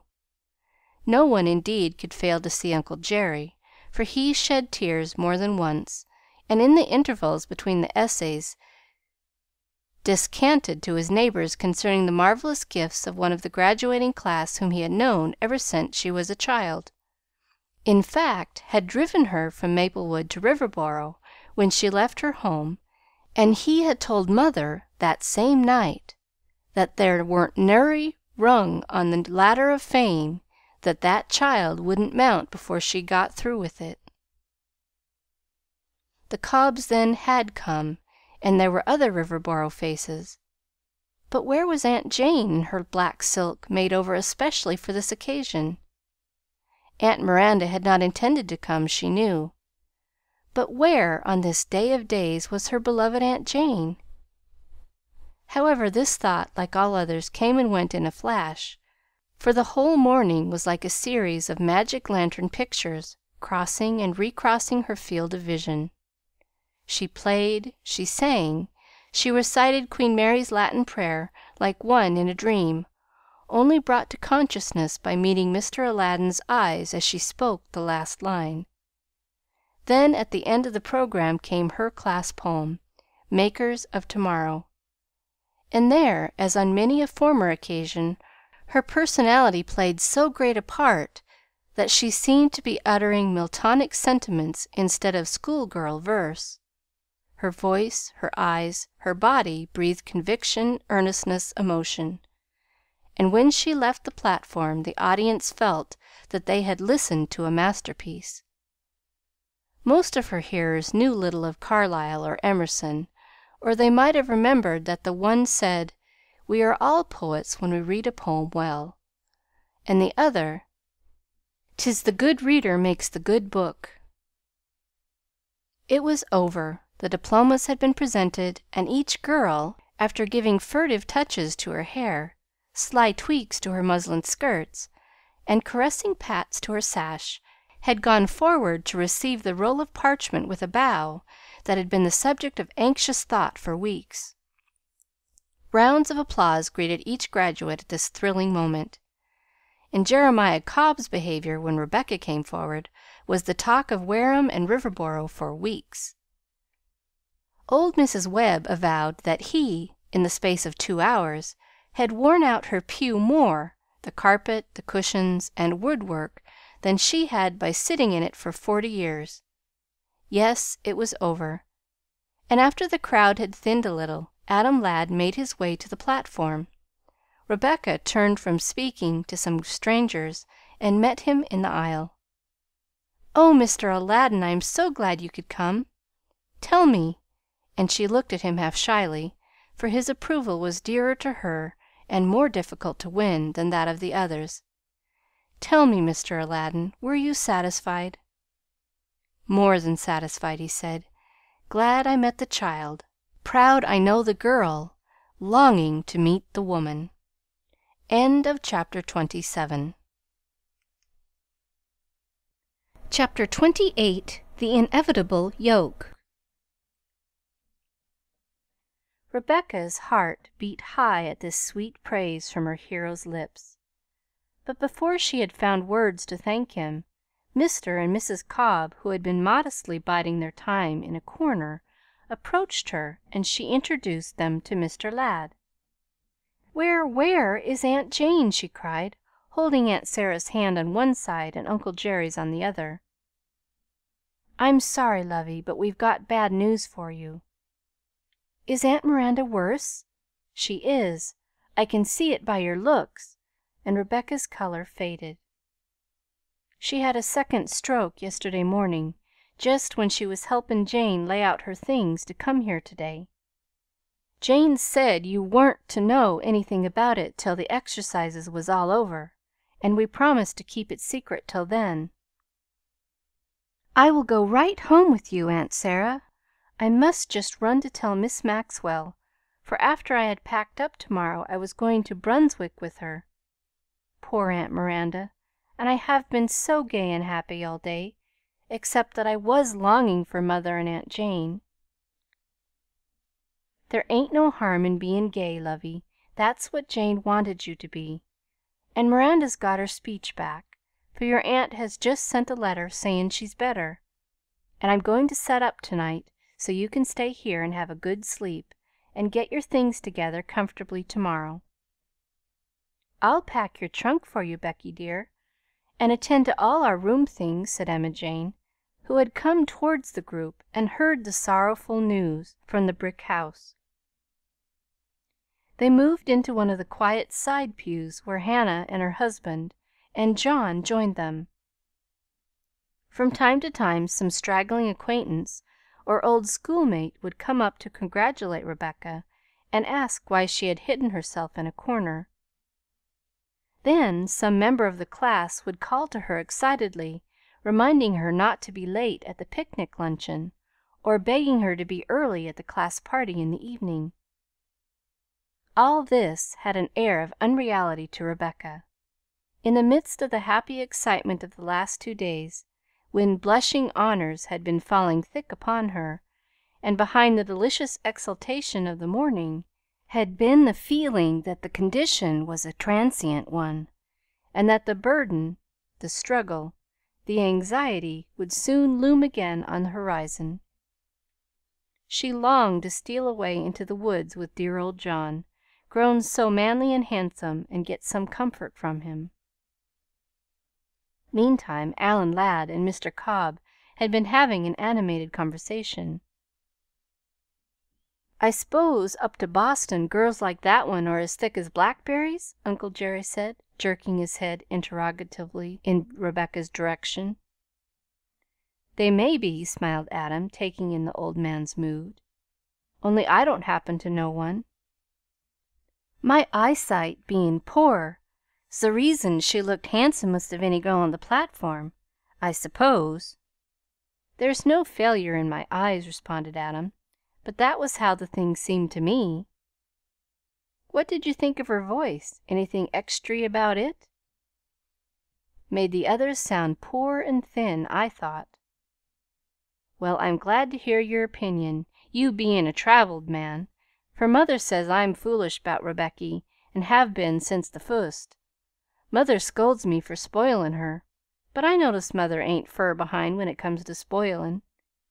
Land! It made me sick thinkin' o' them parents travellin' miles to see their young ones graduate, and then when they got here hevin' to compare them with Rebecky. Good bye, Mr. Ladd. Drop in some day when you come to Riverboro." "I will," said Adam, shaking the old man's hand cordially. "Perhaps to morrow, if I drive Rebecca home, as I shall offer to do. Do you think Miss Sawyer's condition is serious?" "Well, the doctor don't seem to know, but anyhow, she's paralyzed, and she'll never walk fur again, poor soul. She ain't lost her speech. That'll be a comfort to her." Adam left the church, and in crossing the common came upon Miss Maxwell doing the honors of the institution. As she passed from group to group of strangers and guests, knowing that she was deeply interested in all Rebecca's plans, he told her, as he drew her aside, that the girl would have to leave Wareham for Riverboro the next day. "That is almost more than I can bear!" exclaimed Miss Maxwell, sitting down on a bench and stabbing the greensward with her parasol. "It seems to me Rebecca never has any respite. I had so many plans for her this next month in fitting her for her new position, and now she will settle down to housework again and to nursing of that poor sick cross old aunt." If it had not been for the cross old aunt, Rebecca would still have been at Sunnybrook, and from the standpoint of educational advantages, or indeed advantages of any sort, she might as well have been in the backwoods, returned Adam. "That is true. I was vexed when I spoke, for I thought an easier and happier day was dawning for my prodigy and Pearl." "Our prodigy and Pearl," corrected Adam. "Oh, yes," she laughed. "I always forget that it pleases you to pretend you discovered Rebecca. I believe, though, that happier days are dawning for her," continued Adam. "It must be a secret for the present, but Mrs. Randall's farm will be bought by the new railroad. We must have right of way through the land, and the station will be built on her property. She will receive $6,000, which, though not a fortune, will yield her $300 or $400 a year if she will allow me to invest it for her. There is a mortgage on the land, that paid, and Rebecca self-supporting, the mother ought to push the education of the oldest boy, who was a fine, ambitious fellow. He should be taken away from farm work and settled at his studies."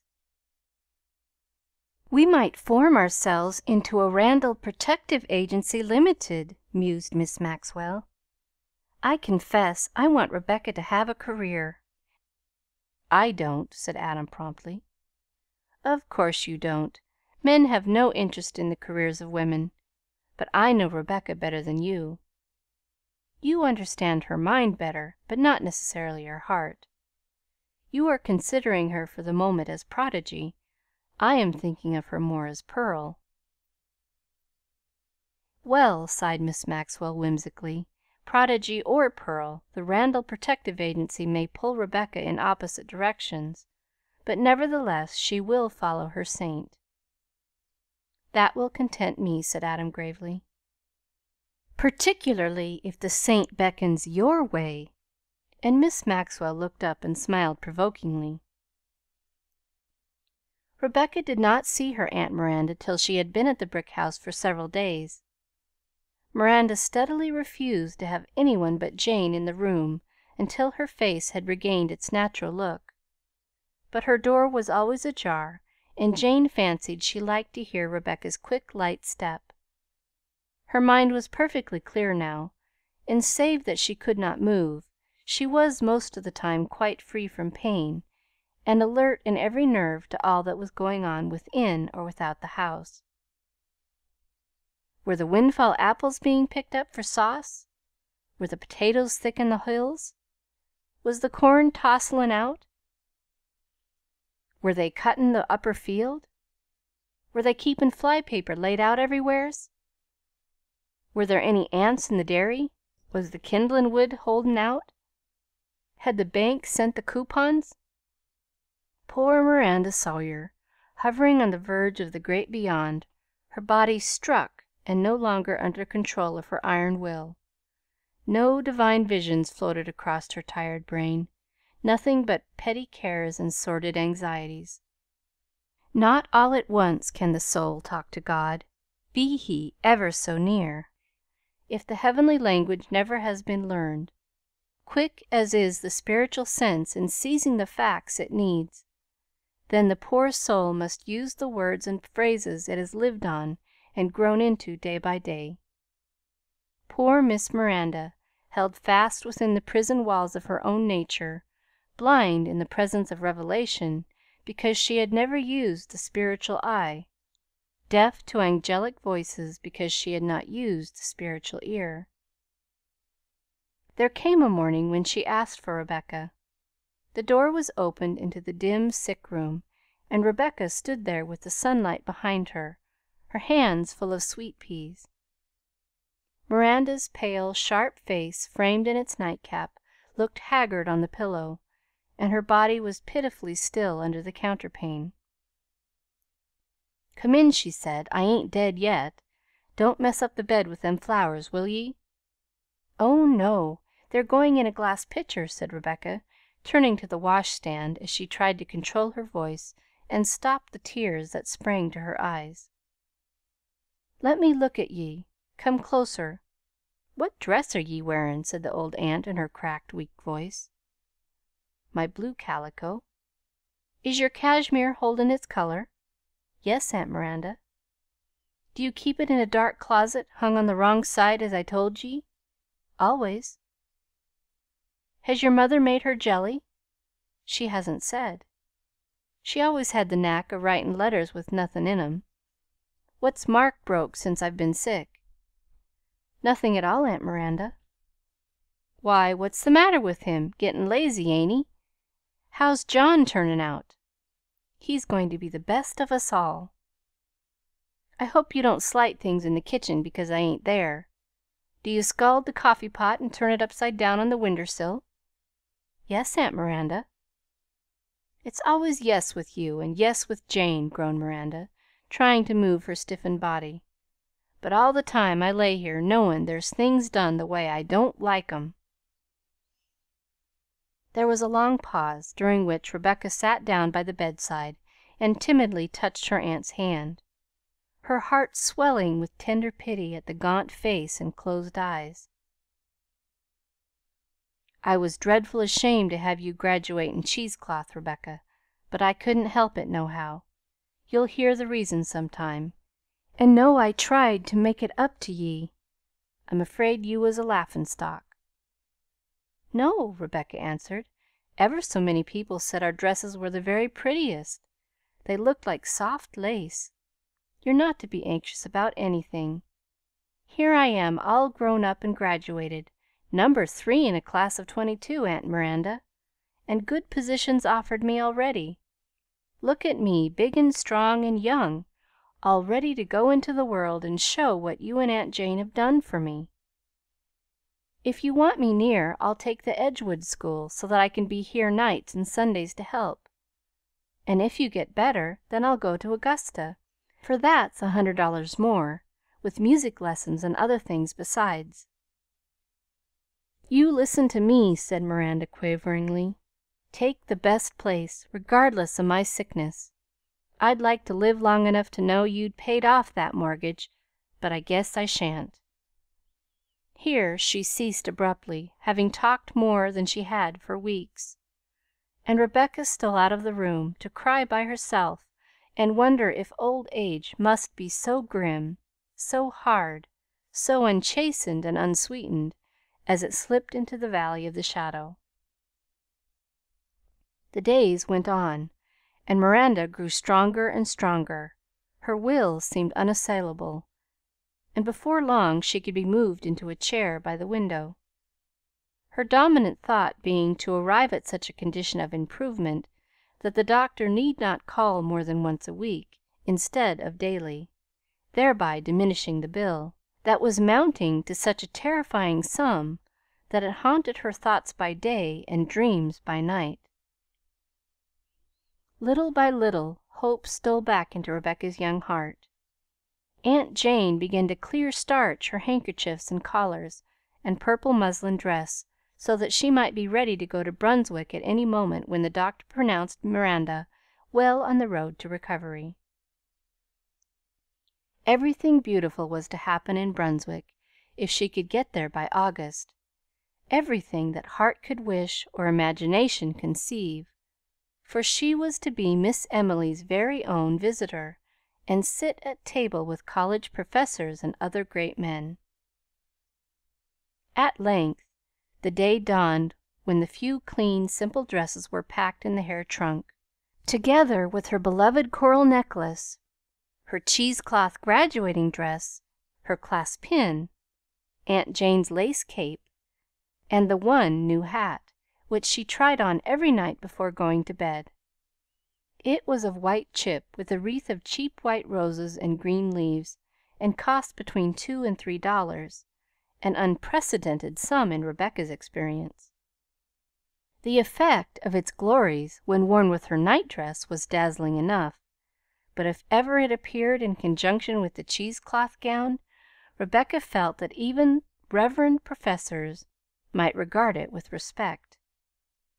It is probable, indeed, that any professorial gaze lucky enough to meet a pair of dark eyes shining under that white rose garland would never have stopped at respect.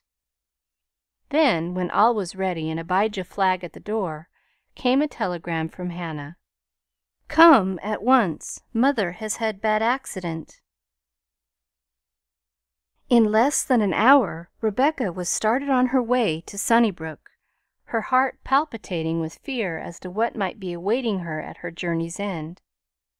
Death, at all events, was not there to meet her, but something that looked at first only too much like it. Her mother had been standing on the haymow, superintending some changes in the barn, had been seized with giddiness, they thought, and slipped. The right knee was fractured and the back strained and hurt, but she was conscious and in no immediate danger. So Rebecca wrote, when she had a moment to send Aunt Jane the particulars. "I don't know how 'tis," grumbled Miranda, who was not able to sit up that day, "but from a child I could never lay abed without Aurelia's getting sick too. I don't know's she could help fallin', though it ain't any place for a woman, a haymow. But if it hadn't been that, 'twould have been somethin' else. Aurelia was born unfortunate. Now she'll probably be a cripple, and Rebecca'll have to nurse her instead of earning a good income somewheres else." "Her first duty's to her mother," said Aunt Jane. "I hope she'll always remember that." "Nobody remembers anything they ought to at 17," responded Miranda. "Now that I'm strong again, there's things I want to consider with you, Jane, things that are on my mind night and day. We've talked 'em over before, now we'll settle 'em. When I'm laid away, do you want to take Aurelia and the children down here to the brick house? There's an awful passel of 'em, Aurelia, Jenny, and Fanny, but I won't have Mark. Hannah can take him. I won't have a great boy stompin' out the carpets and ruinin' the furniture, though I know when I'm dead I can't hinder ye, if you make up your mind to do anything." "I shouldn't like to go against your feelings, especially in laying out your money, Miranda," said Jane. "Don't tell Rebecca I've willed her the brick house. She won't get it till I'm gone, and I want to take my time 'bout dyin', and not be hurried off by them that's goin' to profit by it. Nor I don't want to be thanked, neither. I suppose she'll use the front stairs as common as the back, and like as not have water brought into the kitchen. But maybe, when I've been dead a few years, I shan't mind. She sets such store by you, she'll want you to have your home here as long as you live. But anyway, I've wrote it down that way. The lawyer Burns' wills don't hold more'n half the time. He's cheaper, but I guess it comes out just the same in the end. I wa'n't goin' to have the fust man Rebecca picks up for a husband turnin' you outdoors." There was a long pause, during which Jane knit silently, wiping the tears from her eyes from time to time, as she looked at the pitiful figure lying weakly on the pillows. Suddenly Miranda said slowly and feebly, "I don't know, after all, but you might as well take Mark. I s'pose there's tame boys as well as wild ones. There ain't a mite o' sense in havin' so many children, but it's a turrible risk splittin' up families and farmin' 'em out here and there. They'd never come to no good, and everybody would keep rememberin' their mother was a Sawyer. Now, if you'll draw down the curtain, I'll try to sleep." Chapter 28. Chapter 29. Mother and Daughter. 2 months had gone by, 2 months of steady, fagging work, of cooking, washing, ironing, of mending and caring for the 3 children, although Jenny was fast becoming a notable little housewife, quick, ready, and capable. They were months in which there had been many a weary night of watching by Aurelia's bedside, of soothing and bandaging and rubbing, of reading and nursing, even of feeding and bathing. The ceaseless care was growing less now, and the family breathed more freely, for the mother's sigh of pain no longer came from the stifling bedroom, where, during a hot and humid August, Aurelia had lain, suffering with every breath she drew. There would be no question of walking for many a month to come, but blessings seemed to multiply when the blinds could be opened and the bed drawn near the window, when mother, with pillows behind her, could at least sit and watch the work going on, could smile at the past agony and forget the weary hours that had led to her present comparative ease and comfort. No girl of 17 can pass through such an ordeal and come out unchanged. No girl of Rebecca's temperament could go through it without some inward repining and rebellion.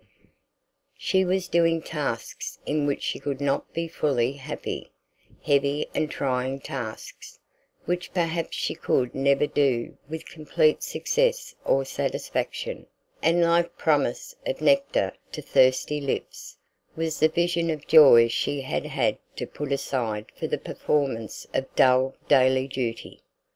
How brief, how fleeting, had been those splendid visions, when the universe seemed open for her young strength to battle and triumph in. How soon they had faded into the light of common day. At first, sympathy and grief were so keen she thought of nothing but her mother's pain.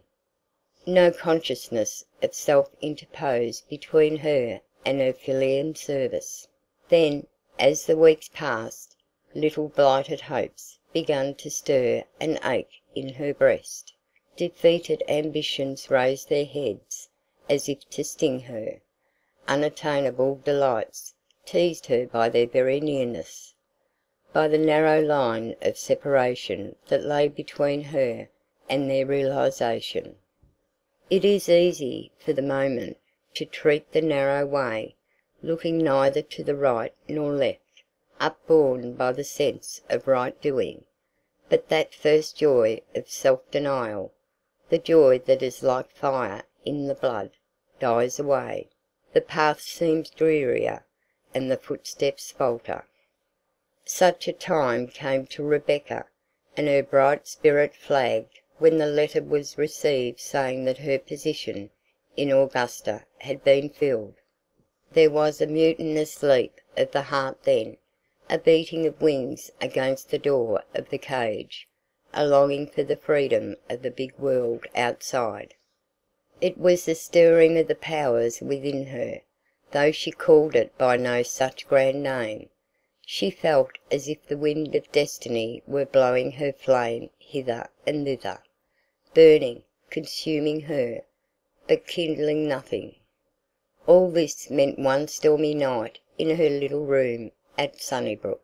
but the clouds blew over, the sun shone again, a rainbow stretched across the sky, while hope clad in April green, smiled into her upturned face and beckoned her on, saying, "Grow old along with me, the best is yet to be." Threads of joy ran in and out of the grey tangled web of daily living. There was the attempt at odd moments to make the bare little house less bare by bringing in out of doors, taking a leaf from Nature's book, and noting how she conceals ugliness wherever she finds it. Then there was the satisfaction of being mistress of the poor domain, of planning, governing, deciding, of bringing order out of chaos, of implanting gaiety in the place of inert resignation to the inevitable. Another element of comfort was the children's love, for they turned to her as flowers to the sun, drawing confidently on her fund of stories, serene in the conviction that there was no limit to Rebecca's power of make-believe. In this, and yet greater things, little as she realized it, the law of compensation was working in her behalf, for in those anxious days mother and daughter found and knew each other as never before. A new sense was born in Rebecca as she hung over her mother's bed of pain and unrest, a sense that comes only of ministering, a sense that grows only when the strong bend toward the weak. As for Aurelia, words could never have expressed her dumb happiness with the real revelation of motherhood was vouchsafed her.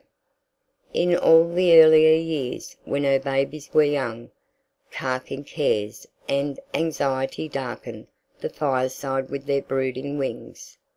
Then Rebecca had gone away, and in the long months of absence her mind and soul had grown out of her mother's knowledge, so that now, when Aurelia had time and strength to study her child, she was like some enchanting changeling. Aurelia and Hannah had gone on in the dull round and the common task, growing duller and duller, but now, on a certain stage of life's journey, who should appear but this bewildering being, who gave wings to thoughts that had only crept before, who brought colour and grace and harmony into the dun-brown texture of existence. You might harness Rebecca to the heaviest plough, and while she had youth on her side, she would always remember the green earth under her feet and the blue sky over her head. Her physical eye saw the cake she was stirring and the loaf she was kneading. Her physical ear heard the kitchen fire crackling and the tea kettle singing. But ever and anon her fancy mounted on pinions, rested itself, renewed its strength in the upper air. The bare little farmhouse was a fixed fact, but she had many a palace into which she now and then withdrew, palaces peopled with stirring and gallant figures belonging to the world of romance, palaces not without their heavenly apparitions too, breathing celestial counsel. Every time she retired to her citadel of dreams she came forth radiant and refreshed, as one who has seen the evening star, or heard sweet music, or smelled the rose of joy.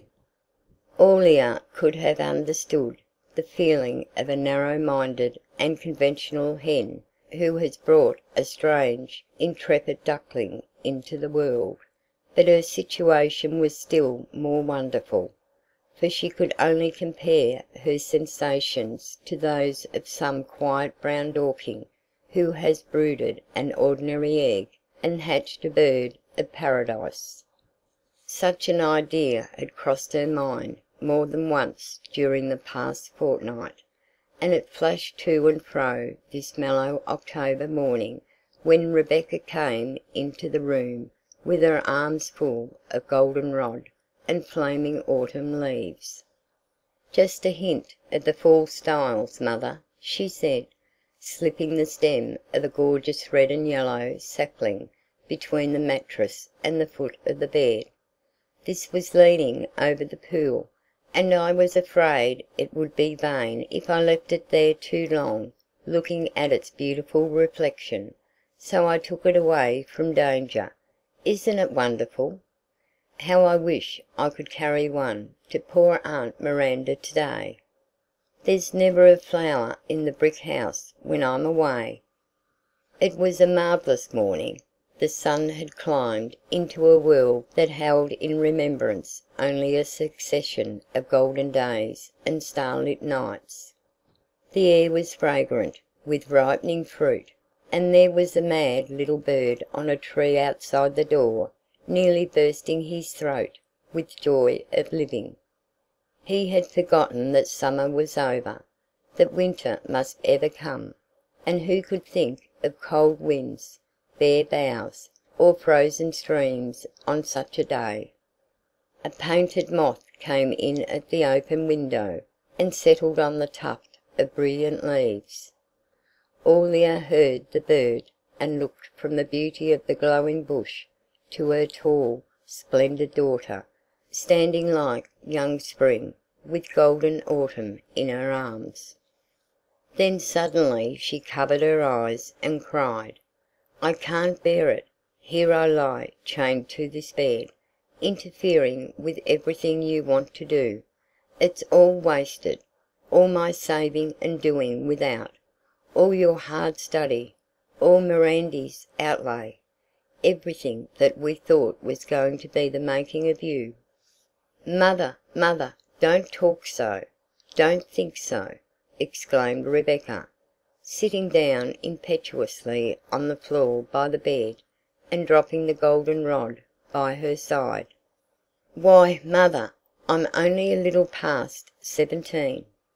This person in a purple calico apron with flower on her nose is only the beginnings of me. Do you remember the young tree that John transplanted? We had a dry summer and a cold winter, and it didn't grow a bit, nor show anything of all we did for it. Then there was a good year, and it made up for lost time. This is just my little rooting season, mother. But don't go and believe my day is over, because it hasn't begun.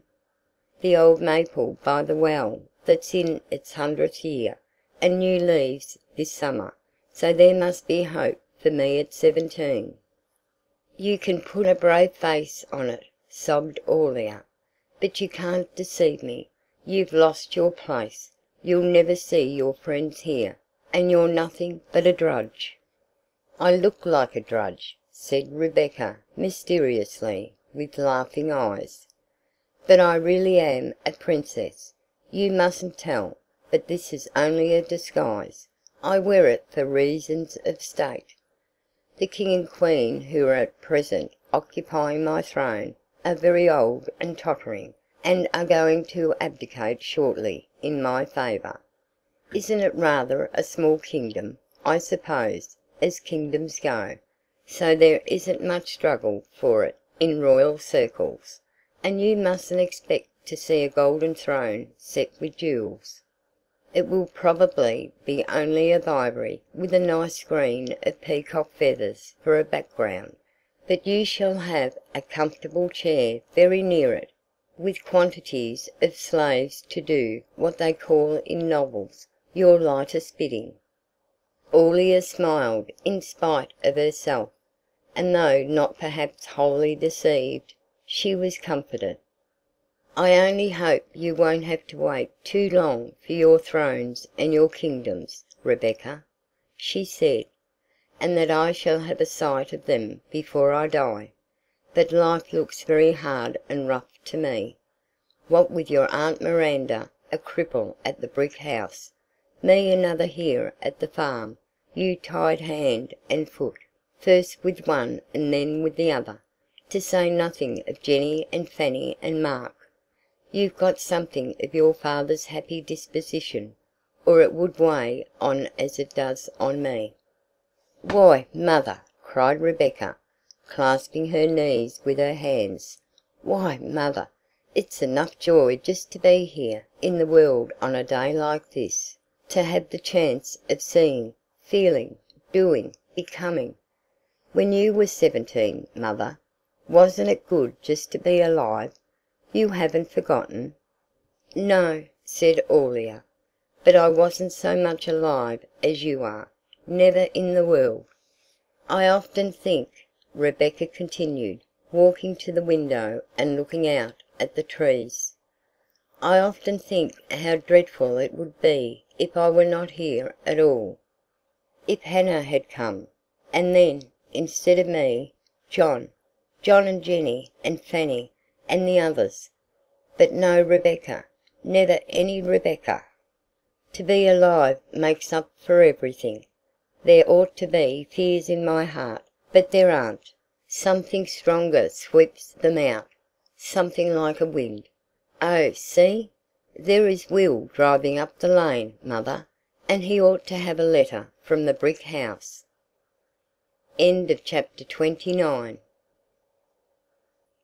Chapter 30. Goodbye, Sunnybrook. Will Melville drove up to the window and, tossing a letter into Rebecca's lap, went off to the barn on an errand. "Sister's no worse then," sighed Aurelia gratefully, "or Jane would have telegraphed. See what she says." Rebecca opened the envelope and read in one flash of an eye the whole brief page. "Your Aunt Miranda passed away an hour ago. Come at once, if your mother is out of danger. I shall not have the funeral till you are here. She died very suddenly and without any pain. Oh, Rebecca, I long for you so. Aunt Jane."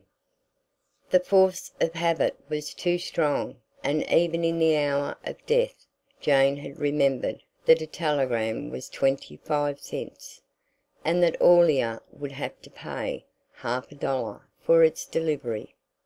Rebecca burst into a passion of tears as she cried, Poor Aunt Miranda! She is gone without taking a bit of comfort in her life, and I couldn't say good bye to her. Poor lonely Aunt Jane! What can I do, mother? I feel torn in two, between you and the brick house." "You must go this very instant," said Aurelia, starting from her pillows.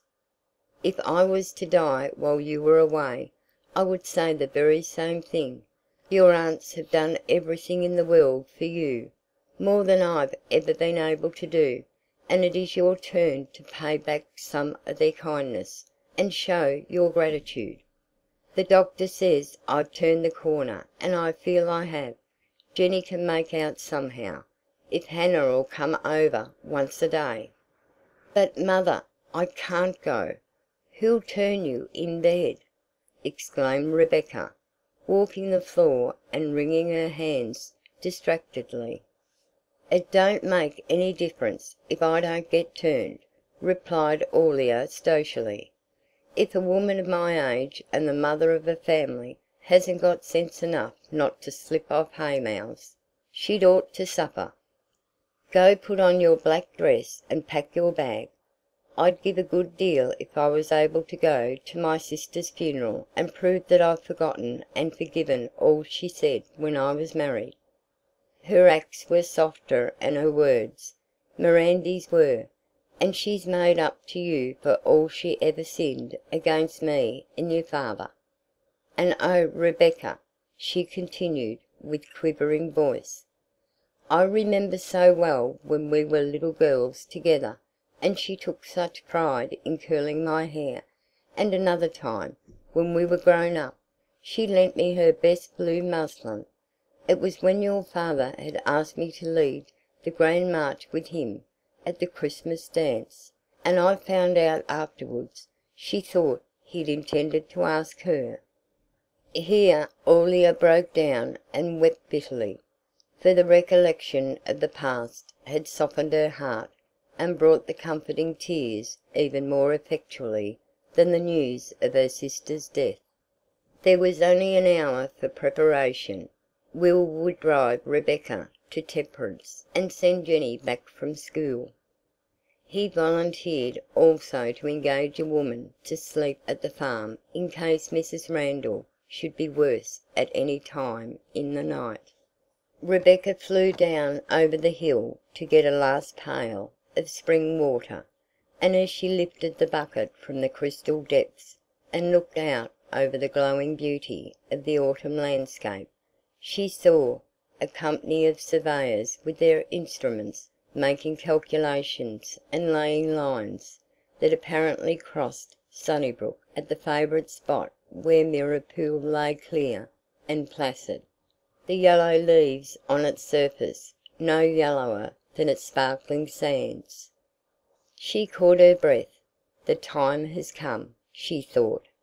I am saying good-bye to Sunnybrook, and the golden gates that almost swung together that last day in Wareham will close for ever now. Good-bye, dear brook and hills and meadows.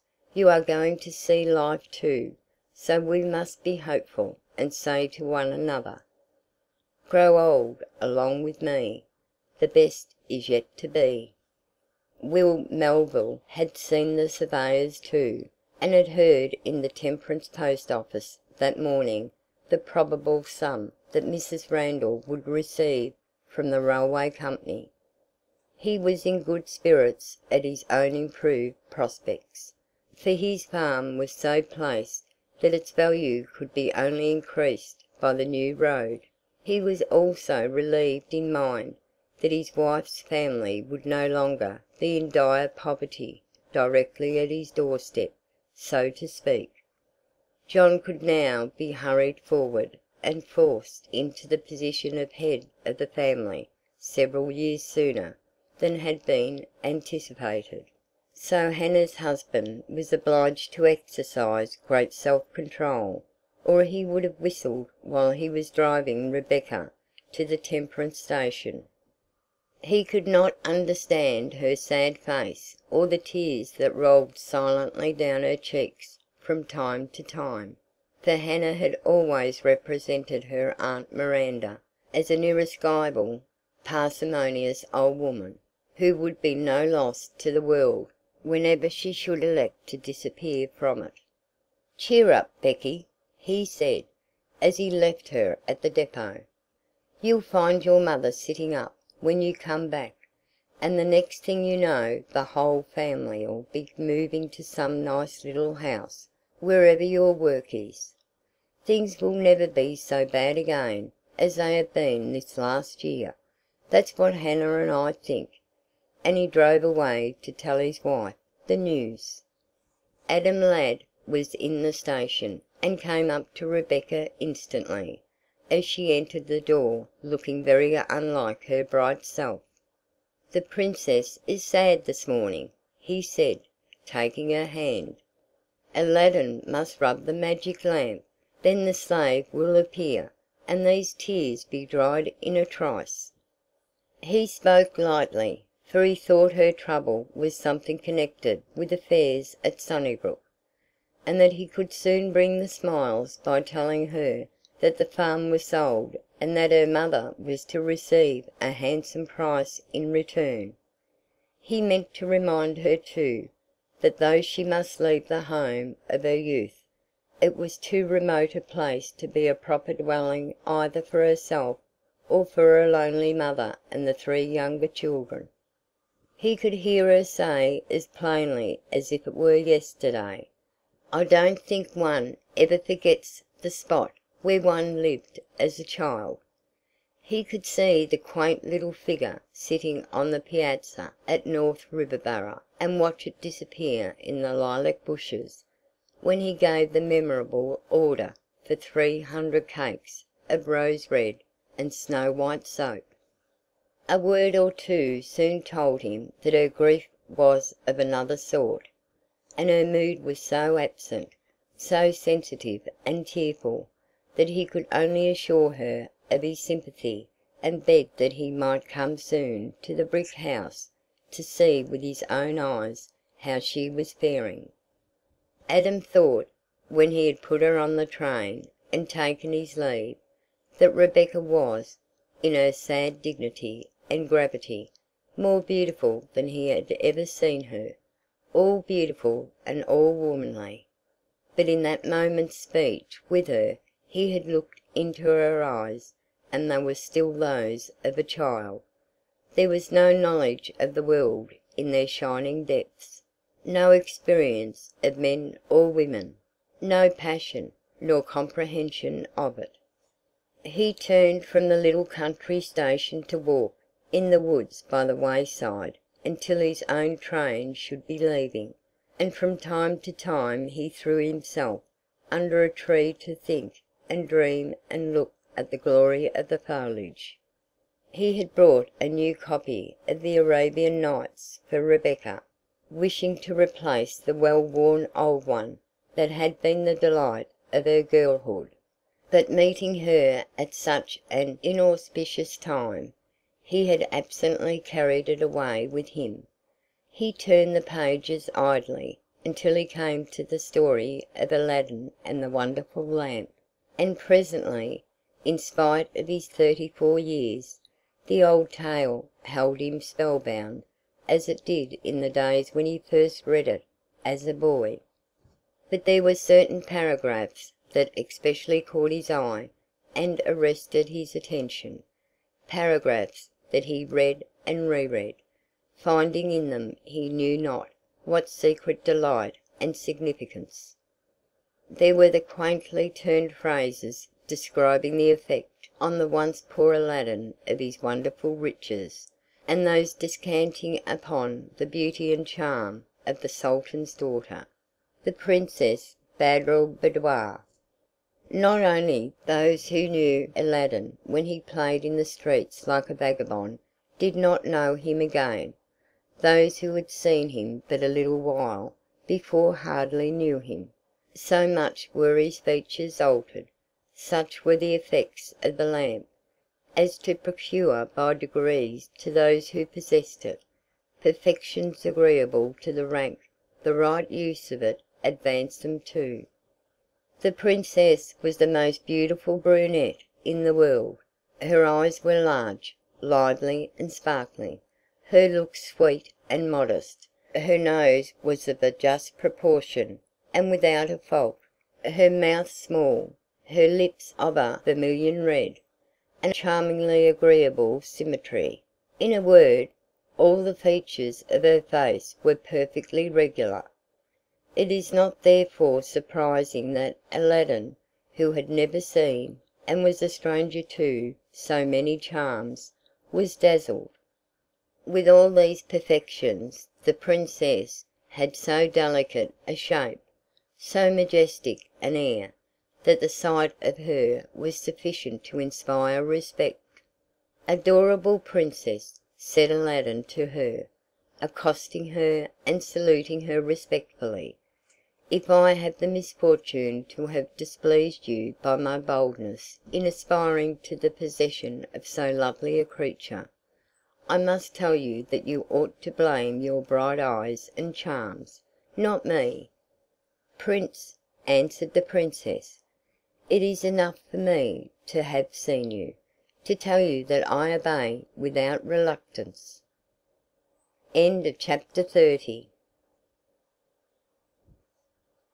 Chapter 31. Aunt Miranda's Apology. When Rebecca alighted from the train at Maplewood and hurried to the post office where the stage was standing, what was her joy to see Uncle Jerry Cobb holding the horses' heads! "The reg'lar driver's sick," he explained, "and when they sent for me, thinks I to myself, my drivin' days is over, but Rebecky won't let the grass grow under her feet when she gets her Aunt Jane's letter, and like as not I'll ketch her to day, or if she gets delayed, to morrow for certain. So here I be, jest as I was more'n 6 year ago. Will you be a real lady passenger, or will ye sit up in front with me?" Emotions of various sorts were all struggling together in the old man's face. and the 2 or 3 bystanders were astounded when they saw the handsome, stately girl fling herself on Mr. Cobb's dusty shoulder, crying like a child. "Oh, Uncle Jerry," she sobbed, "dear Uncle Jerry, it's all so long ago, and so much has happened, and we've grown so old, and so much is going to happen that I'm fairly frightened." "There, there, lovey," the old man whispered comfortingly, "and we'll talk things over as we go along the road, and maybe they won't look so bad." Every mile of the way was as familiar to Rebecca as to Uncle Jerry. Every watering trough, grindstone, red barn, weather vane, duck pond, and sandy brook. And all the time she was looking backward to the day, seemingly so long ago, when she sat on the box seat for the first time, her legs dangling in the air, too short to reach the footboard. She could smell the big bouquet of lilacs, see the pink flounced parasol, feel the stiffness of the starched buff calico and the hated prick of the black and yellow porcupine quills. The drive was taken almost in silence, but it was a sweet, comforting silence both to Uncle Jerry and the girl. Then came the sight of Abijah Flagg shelling beans in the barn, and then the Perkins attic windows with the white cloth fluttering from them. She could spell Emma Jane's loving thought and welcome in that little waving flag, a word and a message sent to her just as at the first moment when Riverboro chimneys rose into view, something to warm her heart till they could meet. The brick house came next, looking just as of yore, though it seemed to Rebecca as if death should have cast some mysterious spell over it. There were the rolling meadows, the stately elms, all yellow and brown now, the glowing maples, the garden beds bright with asters, and the hollyhocks rising tall against the parlor windows. Only in place of the cheerful pinks and reds of the nodding stalks, with their gay rosettes of bloom, was a crepe scarf holding the blinds together, and another on the sitting-room side, and another on the brass knocker of the brown-painted door. "Stop, Uncle Jerry! Don't turn in at the side. Hand me my satchel, please. Drop me in the road and let me run up the path by myself. Then drive away quickly." At the noise and rumble of the approaching stage, the house door opened from within, just as Rebecca closed the gate behind her. Aunt Jane came down the stone steps, a changed woman, frail and broken and white. Rebecca held out her arms, and the old aunt crept into them feebly, as she did on that day when she opened the grave of her buried love and showed the dead face, just for an instant, to a child. Warmth and strength and life flowed into the aged frame from the young one. "Rebecca," she said, raising her head, "before you go in to look at her, do you feel any bitterness over anything she ever said to you?" Rebecca's eyes blazed reproach, almost anger, as she said chokingly, "Oh, Aunt Jane, could you believe it of me? I'm going in with a heart brimful of gratitude." "She was a good woman, Rebecca. She had a quick temper and a sharp tongue, but she wanted to do right, and she did it as near as she could.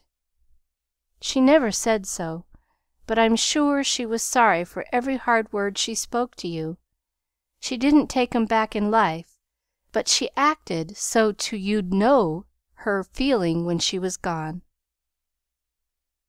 "I told her before I left that she'd been the making of me, just as mother says," sobbed Rebecca. "She wasn't that," said Jane. "God made you in the first place, and you've done considerable yourself to help him along. But she gave you the wherewithal to work with, and that ain't to be despised, 'specially when anybody gives up her own luxuries and pleasures to do it. Now let me tell you something, Rebecca. Your Aunt Mirandy's willed all this to you, the brick house and buildings and furniture, and the land all round the house as far as you can see." Rebecca threw off her hat and put her hand to her heart, as she always did in moments of intense excitement. After a moment's silence she said, "Let me go in alone. I want to talk to her. I want to thank her. I feel as if I could make her hear and feel and understand." Jane went back into the kitchen to the inexorable tasks that death has no power, even for a day, to blot from existence. He can stalk through dwelling after dwelling, leaving despair and desolation behind him, but the table must be laid, the dishes washed, the beds made by somebody. 10 minutes later Rebecca came out from the great presence looking white and spent, but chastened and glorified. She sat in the quiet doorway, shaded from the little Riverboro world by the overhanging elms. A wide sense of thankfulness and peace possessed her, as she looked at the autumn landscape, listened to the rumble of a wagon on the bridge, and heard the call of the river as it dashed to the sea. She put up her hand softly and touched first the shining brass knocker and then the red bricks glowing in the October sun. It was home! Her roof, her garden, her green acres, her dear trees. It was shelter for the little family at Sunnybrook. Her mother would have once more the companionship of her sister and the friends of her girlhood, and the children would have teachers and playmates. And she? Her own future was close folded still, folded and hidden in beautiful mists, but she leaned her head against the sun-warmed door, and closing her eyes, whispered, just as if she had been a child saying her prayers, "God bless Aunt Miranda. God bless the brick house that was. God bless the brick house that is to be." End of Chapter 31. End of the book Rebecca of Sunnybrook Farm.